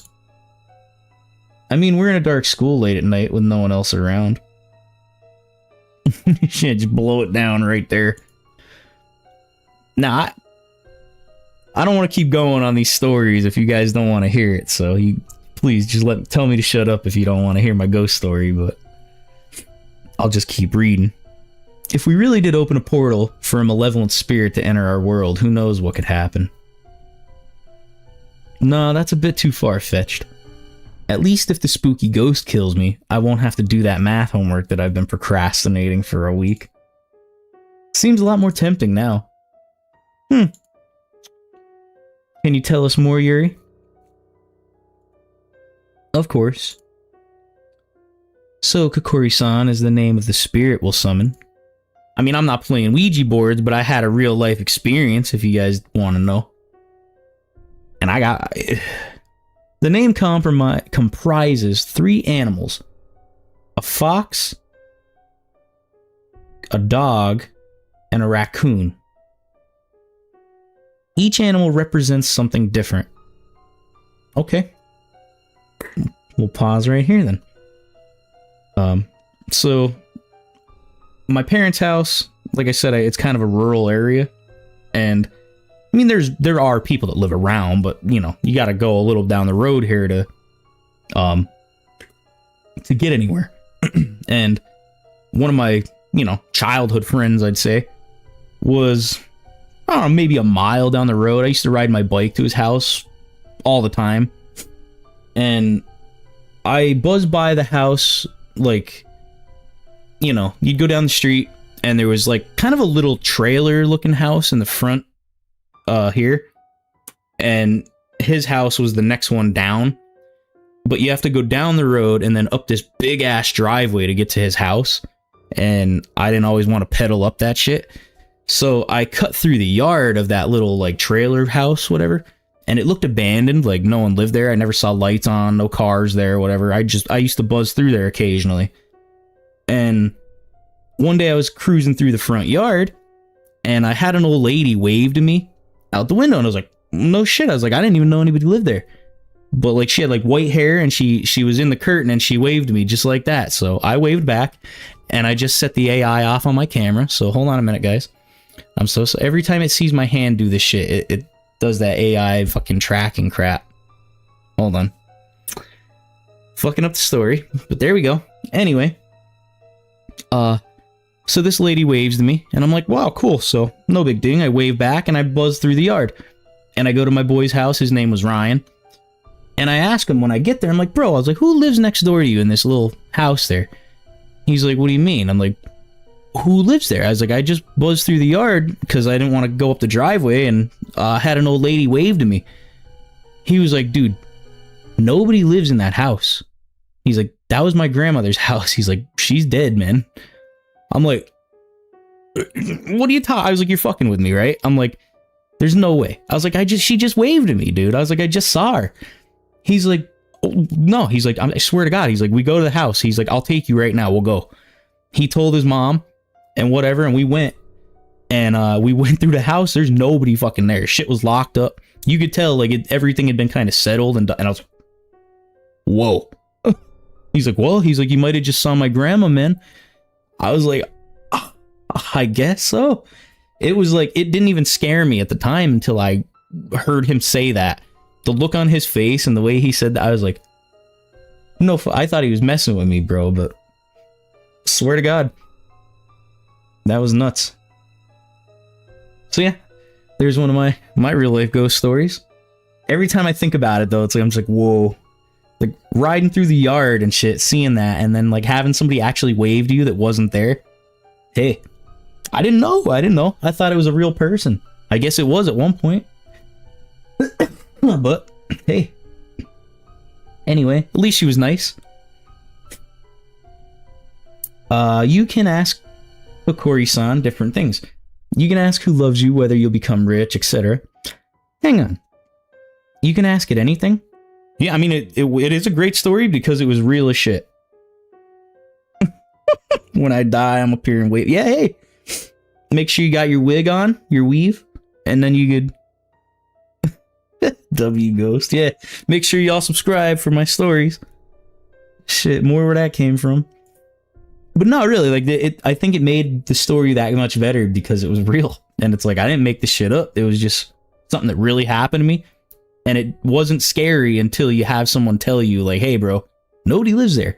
My grandma's been dead for years. I'm like, oh, is that all? No shit. I just saw a ghost. A devilish smile crosses her face. Why don't we ask Hikori-san where we're going to die? But I'll be real honest, I quit riding my bike through that yard after that. And now and then when I drive by there, I still kind of just, I'm like, ooh. So... Yuri looks aghast, nervously fiddling with a strand of hair. Hey, yo, Hanukkah, what's up? Good timing. You just missed my ghost story. My real life ghost story. Well, what's happening? Yeah, I guess so. Maybe she's just like, You know, she's seen me buzzing through the yard one too many times and she had to say something. Scared me off. Yuri looks aghast, nervously fiddling with a strand of hair. Natsuki, there are questions you shouldn't ask, and that's one of them. Nah, come on, Yuri. This is the perfect time for it. I don't think you realize what you're getting into. There are many stories of people messing around with spirits, all ending in awful consequence. Aw, come on, Yuri. Besides, it's part dog. If it starts trying to possess someone, we can just throw a stick for it. Also, it's a Shinto spirit, not a demon or ghost. And that Spooky is the one wearing a bone outfit, as we all know dogs love bones. Oh, maybe Grandma's come to pay you a visit. Just say hi, you know? Tell her, hey, do you remember Dave when he was riding his bike? We're tight. Just tell him. Someone's in the... Yeah, just get the piece. You know? Get the piece. Just blow a few holes in your ceiling. I'm sure your parents will understand. No, don't do that. I'm kidding. I'm not telling you to do that. Don't do that. Get the poker. Nah, just say, hey, Grandma. And that Spooky's the one wearing a bone. I'll stay out of your yard, tell her.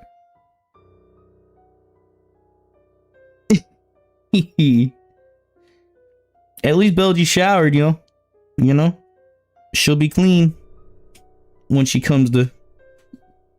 And that Spooky's the one wearing a bone outfit. We all know dogs love bones. So it's just her who has to worry? Natsuki would have made a wonderful Medusa with a death glare like that. Oh, please haunt me. Haunt me harder. Well, seeing as we've already broken in and have some illegal contraband in our hands, she shoots a wink at Yuri, who ducks her head down, blushing, adding an animalistic wraith into the mix. Well, might as well. Yay, that's the spirit. Okay then. Let's begin the preparations. With the rituals set up and the candles dimmed, we're ready to go. We also had to open a window, which, according to Yuri, allows the spirit to enter and exit. The ambient noises from outside permeate the room, adding to the atmosphere within. So, what happens now? Oh, my god. Hold on, I gotta read that when it comes through again. I skipped it. Place a coin on the red gate. The Torii gate is where spirits enter and exit. Yeah, it was a flashbang. It was bright as shit. Now, everyone, place your index finger on the coin. So basically, that is your planchette, the coin. After a bit of crowding, we managed to squeeze the tip of everyone's finger onto the coin. Yeah, I know it's been dark and shit for like an hour. Yeah, Yuri's fit looked great. I said she kind of reminded me of like Lady Domitresque from the Resident Evil Village, except it's purple. But that's what it felt like. Be careful not to let go of the coin. Yeah, like, doesn't she look kick-ass? Sayori, I like the gunslinger fit. It's pretty badass. I feel like Natsuki's could have been better. Like, it's cute, but it's not, like, it's not as all out as everybody else's, I guess. What happens if we do? Please don't. It's not a good thing to do. Don't let go of that shit until you log off, till you say goodbye, you know, just hang on to that. Fine, let's get on with this. Yeah, it's exactly what it is. It's like a gothic, you know, medieval type of... That's exactly what it is. Yuri visibly composes herself and continues. Kokori-san, if you're here, please move this coin. At first, nothing happens. Just as Natsuki thought, a silly urban legend. No way. There is no way the coin just moved. My eyes have to be playing tricks on me. The coin initially on the red Torii slowly slides across to yes. Skelly Suki. Ooh, did you guys see that? Even Natsuki is in a state of disbelief. Her little bones start shivering. Spooky Suki. That's a good one. That's good. I like that. Alright, who did that? The real jokesters you are, funny. Spooky, scary Sunday out here. The crickets outside can be heard clearly in the silence that follows. No one steps up to claim responsibility for the coin's movement. Wow, so that's how it's gonna be, huh? Whoever it was, just tell us already. Crickets. Fine, I'm not bringing cupcakes anymore until someone admits to it. But not spooky! And stop calling me that. I bet it was Yuri. She's the one who suggested this. Me? Witch ass Yuri. I would never. I guess Yuri's a scaredy cat. It wasn't me either. Yeah, Sayori's a scaredy cat too. So that leaves Dave and Monica. Natsuki, have you considered that maybe, just maybe, it really is Kokori-san moving the coin? Yeah, right. There's no such thing as ghosts. Kokori-san is a spirit, not a ghost. Same difference. All I have to say is I didn't do it. Natsuki's skeptical glare causes me to hurry on.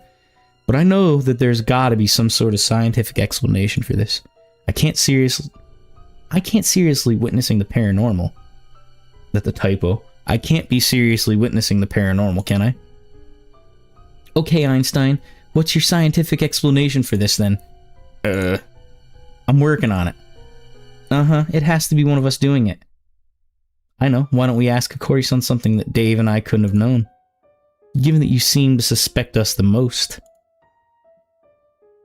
Another dimension, right? Okay then, Sayori, ask it something. But what should I ask? I don't know why, this just came to mind, and if you guys are in the spooky mood at some point, there was a channel I used to watch often. They were called The Haunted Side. I'm sorry, The Haunted Side. I don't know why. But, there was an investigation they did. They do paranormal investigations, and they're really good. I actually really love their stuff. There was a video. It was called the Clearwater Demon House, and it was just like this little shack. Scary as shit. It is scary as shit. It was dope. Really good video. Scared the shit out of me. I had a friend over, and we were watching that shit. Scared the shit out of her. I don't know anything that Dave and Monica couldn't have known. I think Monica might know something we don't, usually. Oh, I know. Kokori-san, can you please tell me what I have on the top shelf of my refrigerator? What kind of question is that supposed to be? Sorry, I'm kind of hungry. The banter peters out as we expectantly watch the coin. Oh. Yo, what up? Suddenly the coin jerks a little to the right. Natsuki squints as she scrutinizes each of our faces.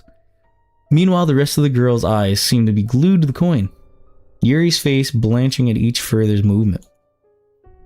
Everyone seems to await our bated breath as the coin slowly inches over to the letter R.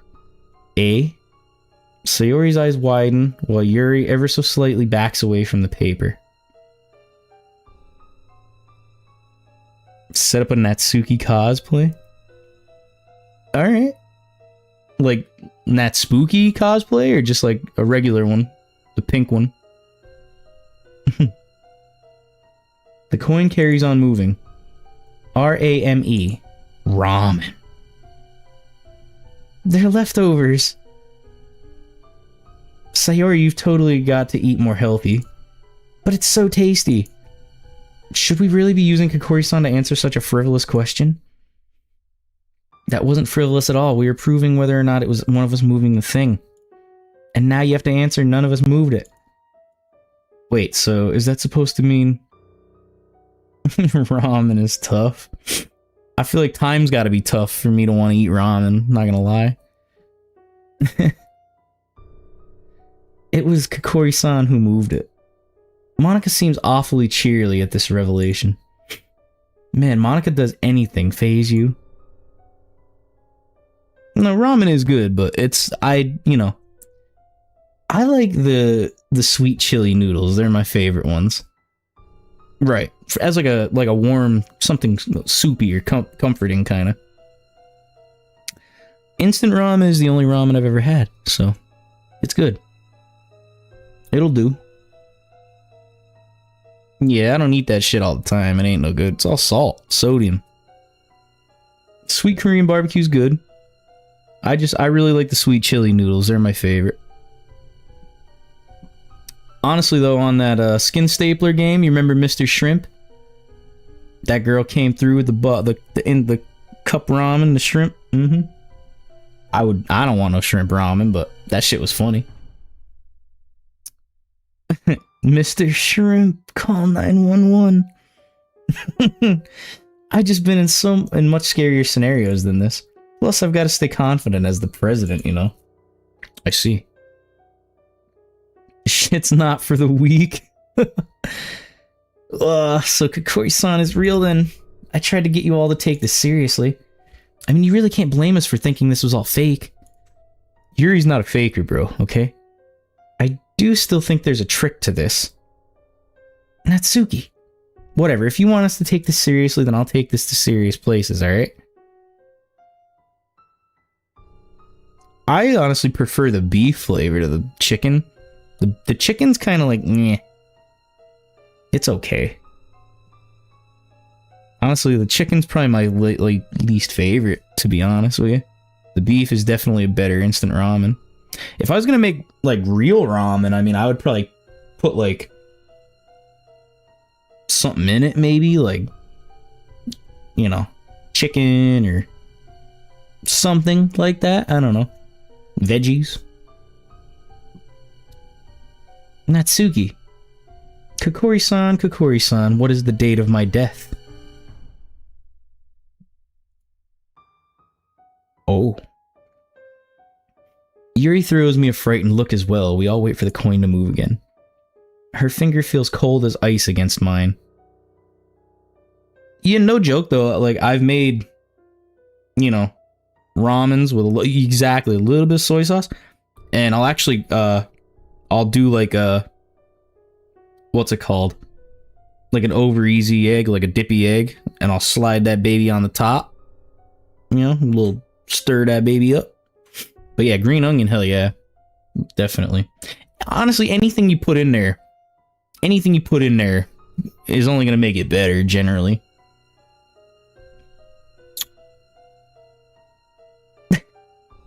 Green eggs? No, green onion, yeah, hell yeah. The gray eggs even, I would do that. You could scramble them hoes up too, it would probably still be delicious. You know? Oof. Try my my lemon pepper eggs in there. Ooh, there you go. Her finger feels cold as ice against mine. A little lemon pepper egg in the ramen. Oof. Never tried it, but I'm about to. Slowly the coin moves from the letter N and inches over to the numbers. Oh, we don't want to know that. 31/10/2018. So Natsuki's been bodied long ago. That's today. I don't like this anymore, guys. Some questions are better off not being asked. That can't be true, right? Kokori-san, what about the other girls in this room?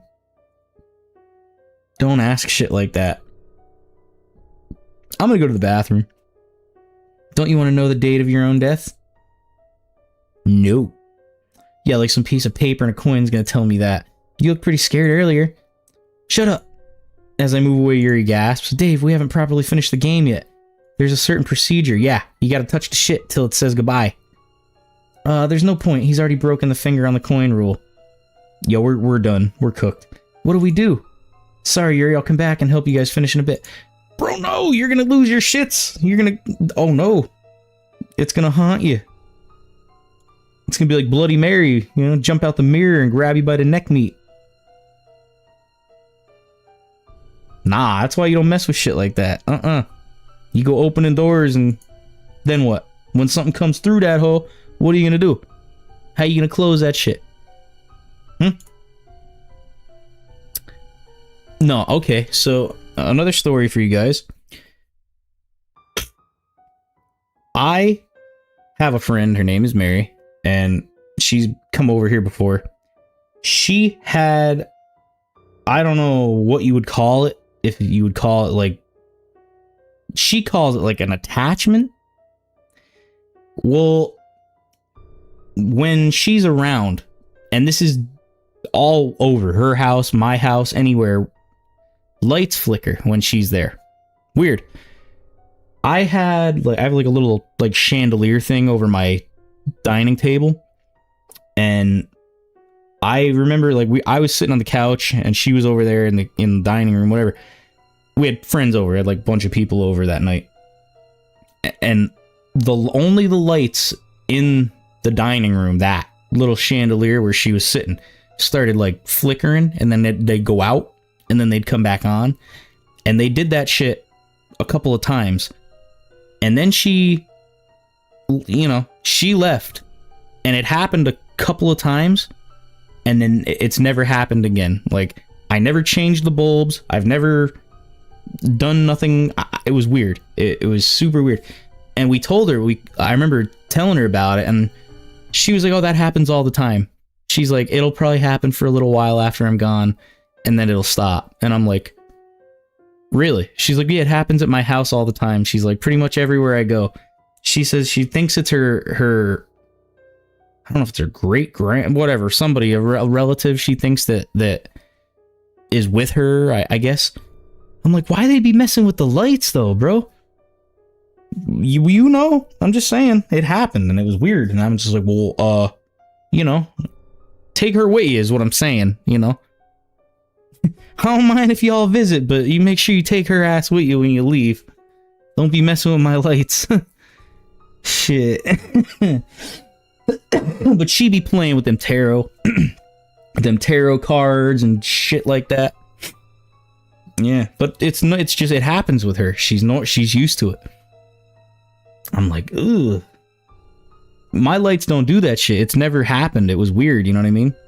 It wasn't like it's a regular occurrence at my house, and then she's sitting there and that just starts happening. She's like, yeah, this is something that happens. And I'm like, she was chill about it. It was just like a normal thing for her, and I guess it is, but she'll never feel normal to me.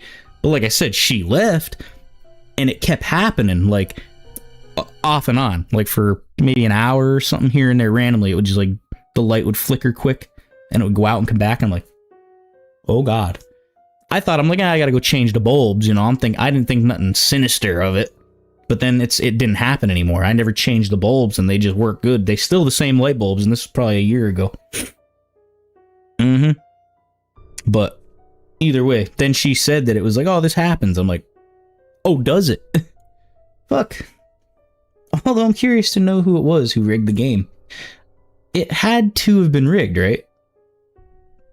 The bathroom is pitch black, and when I open the door, save for the faint moonlight glinting off the bathroom mirror, the contrast between the darkness and the shining glass dazzles me for a moment until I notice it. The dark figure... He had to piss. The dark figure within the glass that's standing completely still. All the urban legends that I've heard of involving mirrors begin to rush through my head. Some instincts inside me stop me from moving, as if doing so would stop me from being noticed. I don't even dare to take a breath. As my eyes start to dart at... What? As my eyes start to water from the lack of oxygen, the figure in the mirror seems to start wavering as well. Oh crap. I can't take it anymore. As I bend over to take a wheezing breath, the figure ducks down as well. Well, is it your reflection, you dipshit? Scanning my surroundings as quickly jump to the light switch and flick it on. You didn't do that first? The fluorescent lights overhead flicker to life, confirming my suspicion. I glare at my reflection and then snort. Lucky that no one else was here to see that.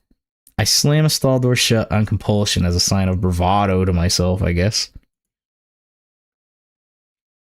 Yeah, bro. Like, you pull your meat out in the dark and just start pissing. Like, come on now.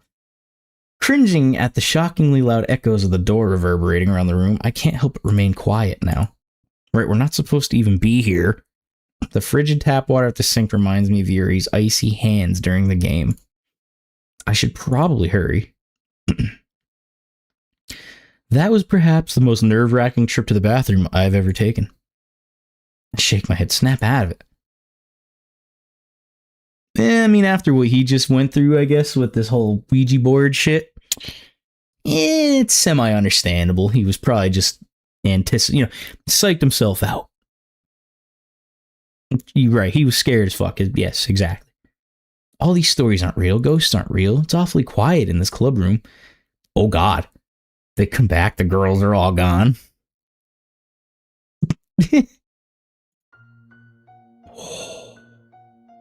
Step into the classroom, a pang of fear and adrenaline shoots through my heart. At first glance, the girls seem to have disappeared. They're going to scare the shit out of them. But I quickly realize they haven't disappeared. They're all collapsed on the floor. Oh my God, bro. They're dead. This is how it ends. Oh, very convincing, guys. Yeah, I totally believe you're all dead. Very funny. A slight rustling gets my attention. Something in my peripheral vision moves on the Kokori-san paper. Curious, I amble over.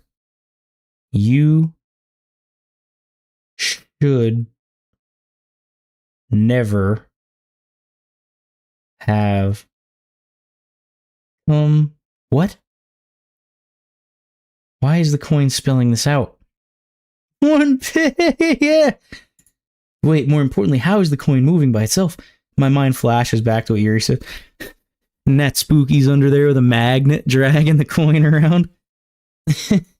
We hadn't properly finished the game. There was a certain procedure we were supposed to follow. But what happens if you don't do all that? Hold on, it's not like ghosts are real though, right?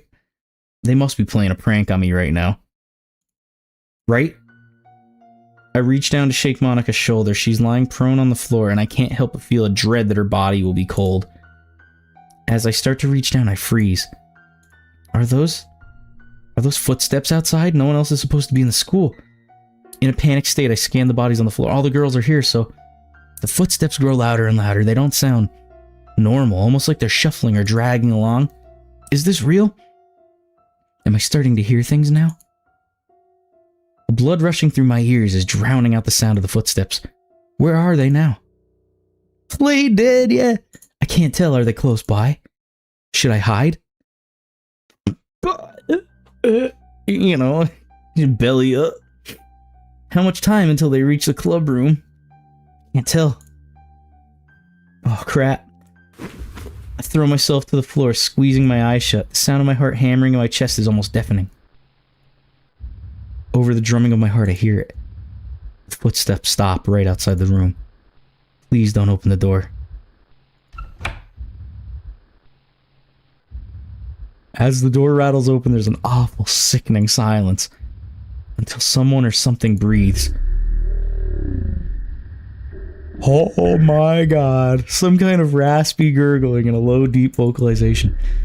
Something that sounds off, as if someone had warped the sound in a computer program. Something completely and utterly unnatural that raises the hair on my neck. Oh my God. I feel absolutely paralyzed. My muscles are tensed, my jaw aching from clenching it shut in nervousness. I'm going out swinging, amen. I'm swinging a desk, but if I relax, the adrenaline running through my body would immediately give me away with my trembling. As the sweat trickles down my side of my head, I hear it drawing near. Oh, oh, oh. A warm moistness settles my neck, as if someone were breathing over me. I dare not to even breathe. The idea of breathing in a fetid smell of its breath nearly triggers my gag reflex. Am I just imagining this? I can't be, can I? I can't think of any way this could all just be a simple prank. There's no way any of the girls could have manufactured this, being this that feels wrong to its very core. Right, I just catch one of these to the jawbone. It's like a knife. The temptation to satisfy my curiosity and look at whatever's hovering over me is almost overpowering, but an instinct deep within demands that I keep my eyes shut. I can't help but feel a dread that something horrific will happen if I look up. All I can think to do is pray for this thing to go away. Please go away, please go away. Maybe this mantra can help me drown out the sheer fear. While soundlessly chanting my mantra over and over in my head, I realize the room is quiet. Suspiciously quiet. Having an arm bar so quick. It's too soon to move, isn't it? I'll give it 5 minutes until I peek out. Seconds turn to years, to decades. I can't tell how much time has passed. And given my panicked state of mind, I don't trust myself. Feels like an hour, and it's probably more like a minute. Or has it been 5? Should I open my eyes? Should I? Hold on, shouldn't I be getting help for the others? But if something happens to me, then I can't help them. What do I do? I can't believe this is happening. I've gone insane. Do I dare open my eyes? But it's completely silent. Do I dare? Maybe I should, if only to end this torment. Screw it. I cautiously open my eyes, the smallest bit peeking out from behind a curtain of lashes. Nothing's there. Just an empty classroom. A wave of relief cascades through my body as as quietly as I dare, I let out a breath I've been holding in. I lay there for a bit, breathing heavy. Slowly, I get up and walk over to Monica and desperately shake her. In my hysterical state, I can't help but think that she's probably dead. Monica, please wake up. Your face. Oh. You bitches scared the shit out of me, Monica. What? You should have seen your face. Oh my god. She sits up, emerald eyes tearing up from mirth. What? Did you think we were actually dead? Her laughter fills the room as the other girls also sit up. Oh, that was so dirty. They did me so dirty. I was into it. I was like, oh my god, are they dead? Am I dead? What's gonna happen? I'm like 70 hours into this game. You can't be dead like this. I'm sorry for scaring you twice in one night, Dave. But as you said, it is Halloween. They got me. They got my ass. This whole thing is just a prank? The board, the footsteps? Of course. Yuri told me about Kokiri-san a week before Halloween, so I was able to rig the answers. It wasn't a ghost or anything like that, dummy. So Yuri would have said that Kokiri-san was right no matter what answer Monica made it give. And the footsteps. There are some little speakers that I hid outside the classroom. I go to take a piss. They knew. And then I come back. Bodied, you know? They would have got the people's elbow right just through the desk. RKO. Sweet chin music right there on Natsuki. Power bomb, okay? Fatalities.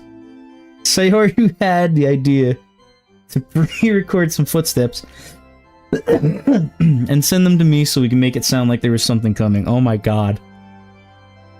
I sigh as all the tension leaves my body. At least there was a rational explanation for all of this. As the other girls laugh, I can't help but join in. Yeah, they got me fair and square. Okay, guys, I'll admit, well played. You got me good. I'm curious, though. How did you get another person to agree to this? What do you mean? Come on, guys. The game's up. I know it was just a prank. No, seriously, what do you mean? Are you really gonna keep up the joke? You know, the guy who came inside while I was on the floor. He was all gurgly and raspy and kept making these noises. Like he was saying, well, I'll sound dumb when I try to mimic him, but it was something like Poe. Dave, what are you talking about? We didn't ask anyone else to help out. After all, we couldn't take the risk of having someone report that we trespassed.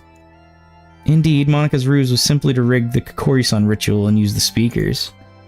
Who are you talking about? I was gonna say it was definitely Yuri. She's gonna get you one last time. The Queen of Halloween. As far as we're concerned, we're the only ones in the building. What? You guys are completely serious? Yeah, then who opened the door and walked the fuck in here and was like, on my neck? The girls all nod at me. The only thing I did were deliberately moving the coin around while I was touching it and rigging the speakers. Nothing else? That's right. Sayori, you swear that you're telling the truth. I am. Sayori would never lie like that to me, so that means... Wait, so you guys didn't hear it? They all exchanged looks of bewilderment. Am I actually losing my mind? Like Yuri said, I'm pretty sure it's just us in the building. You're honestly telling me you didn't hear anything? The girl shared a look of alarm. Dave, relax. There was nothing there. It's okay. Yeah, even if there was some spooky ghost, I would have kicked its butt. The tinge of humor along with Sayori's reassurance helped me calm down a little.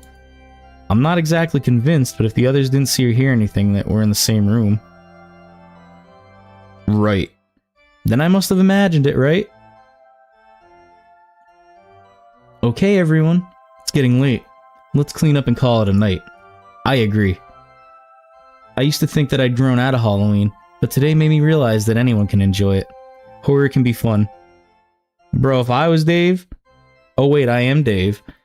I would have beat some ass in there, okay? There'd have been 4 bitches in there. Mighty sore. Horror can be fun. Maybe I'll talk to Yuri more about that stuff. Like, I'd have been dragging hoes out of there by their ankles, because I'd have been like, y'all dead? Not me? Like, Yuri's head would have been like, bunk, bunk, bunk, bunk, going down the steps, like, sorry. Prank? The hell? Yeet that Ouija board. I was just thinking about the Ouija board. Oh yeah, that too. That thing really got to you, huh? I was a little scared too, even though I knew Monica was right behind it all. It is Dave Warman. That's my name. The Warman Express is the name of the channel, but my name is Dave. I was a little scared too, even though I knew Monica was behind it all.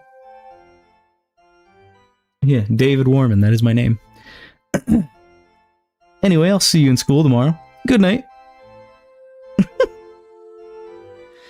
See you, Sayori. As I turn and walk home, I can't help but laugh. Yeah, those girls got me good. Yeah, I never saw that coming. And the bit where the coin was moving by itself was really good too. Wait, Monica only said that she rigged the actual ritual, not that she moved the coin around. Not to mention there's no way she could have when she was on the floor. We saw that shit move! The coin, the entity, that mean? We summoned some shit. And we broke the seal. We took our fingers off the shits. I take it back. I hate Halloween. Fuck Halloween. Done. Yeah. Damn, guys. This was a good night, yo. We told some jokes. Y'all got some story time. Shoo. And anybody out there that's new, if you had a good time, make sure you subbed. I would greatly appreciate it. I'm thinking this is probably about where I'm going to wrap up for the night. We got about 3 hours down almost, so, you know. But this was a good stream. I had fun, man. I'm glad you guys all made it.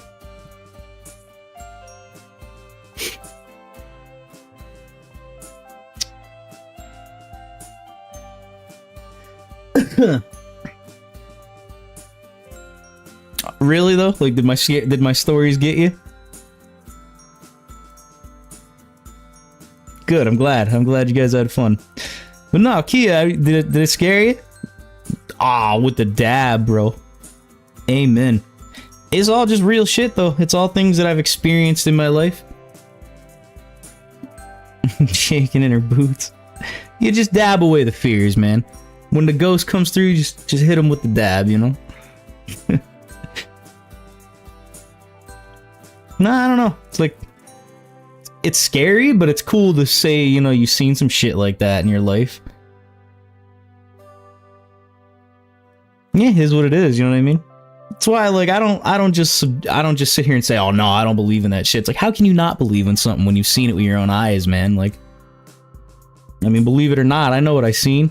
And like I said, my boy, and this is the other thing, my buddy Ryan, like I said, it was a little bit shocking to him, yeah, that I saw it, but he told me that it wasn't the first time that someone had seen something there, or stuff had moved, or shit would just feel out of the place. But you're right, I don't go looking for the shit necessarily, but if it happens, I mean, hey, it is what it is, man. I'm just gonna sit here and say, guys, like, we don't have all the answers, we don't know everything. We may think we do, but there's too much going on in the universe, man. We don't know all that. Who are we to say what's real and what ain't?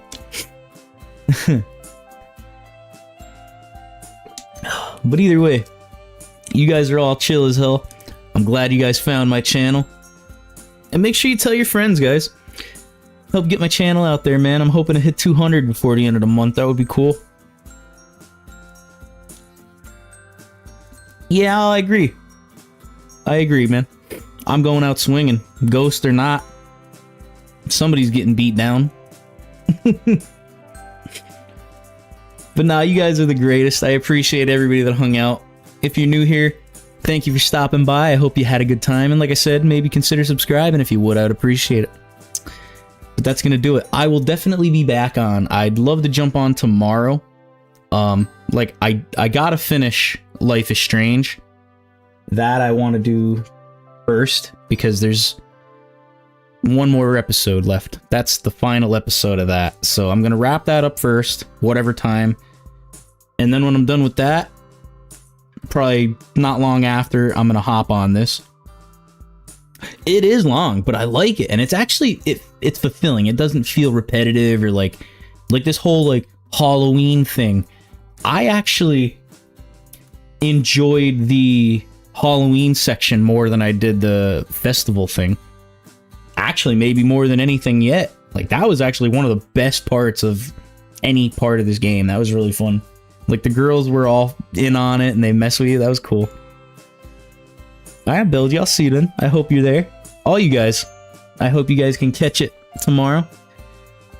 Now, let me ask. I mean, I don't know where you guys are all at, or if everybody's in the same time zone or whatever, and that's spooky for the win. Absolutely. What's, like, the best time for you guys, stream-wise? Like, afternoon, or, like, evening, later on? Like, what do you guys prefer? I mean, clearly we're the late-night freaks out here. See ya, Hanako. Thanks for hanging out. Pretty early is right. It's fucking 3 a.m. for me. But, like, I want to know what time is good for you guys. It's like 3 a.m. I mean, technically it's morning. Okay. 10. Yeah, I'm usually in around there, too. I like I said, today I started around 8. Like, that's usually, like, evening, late, you know. Right.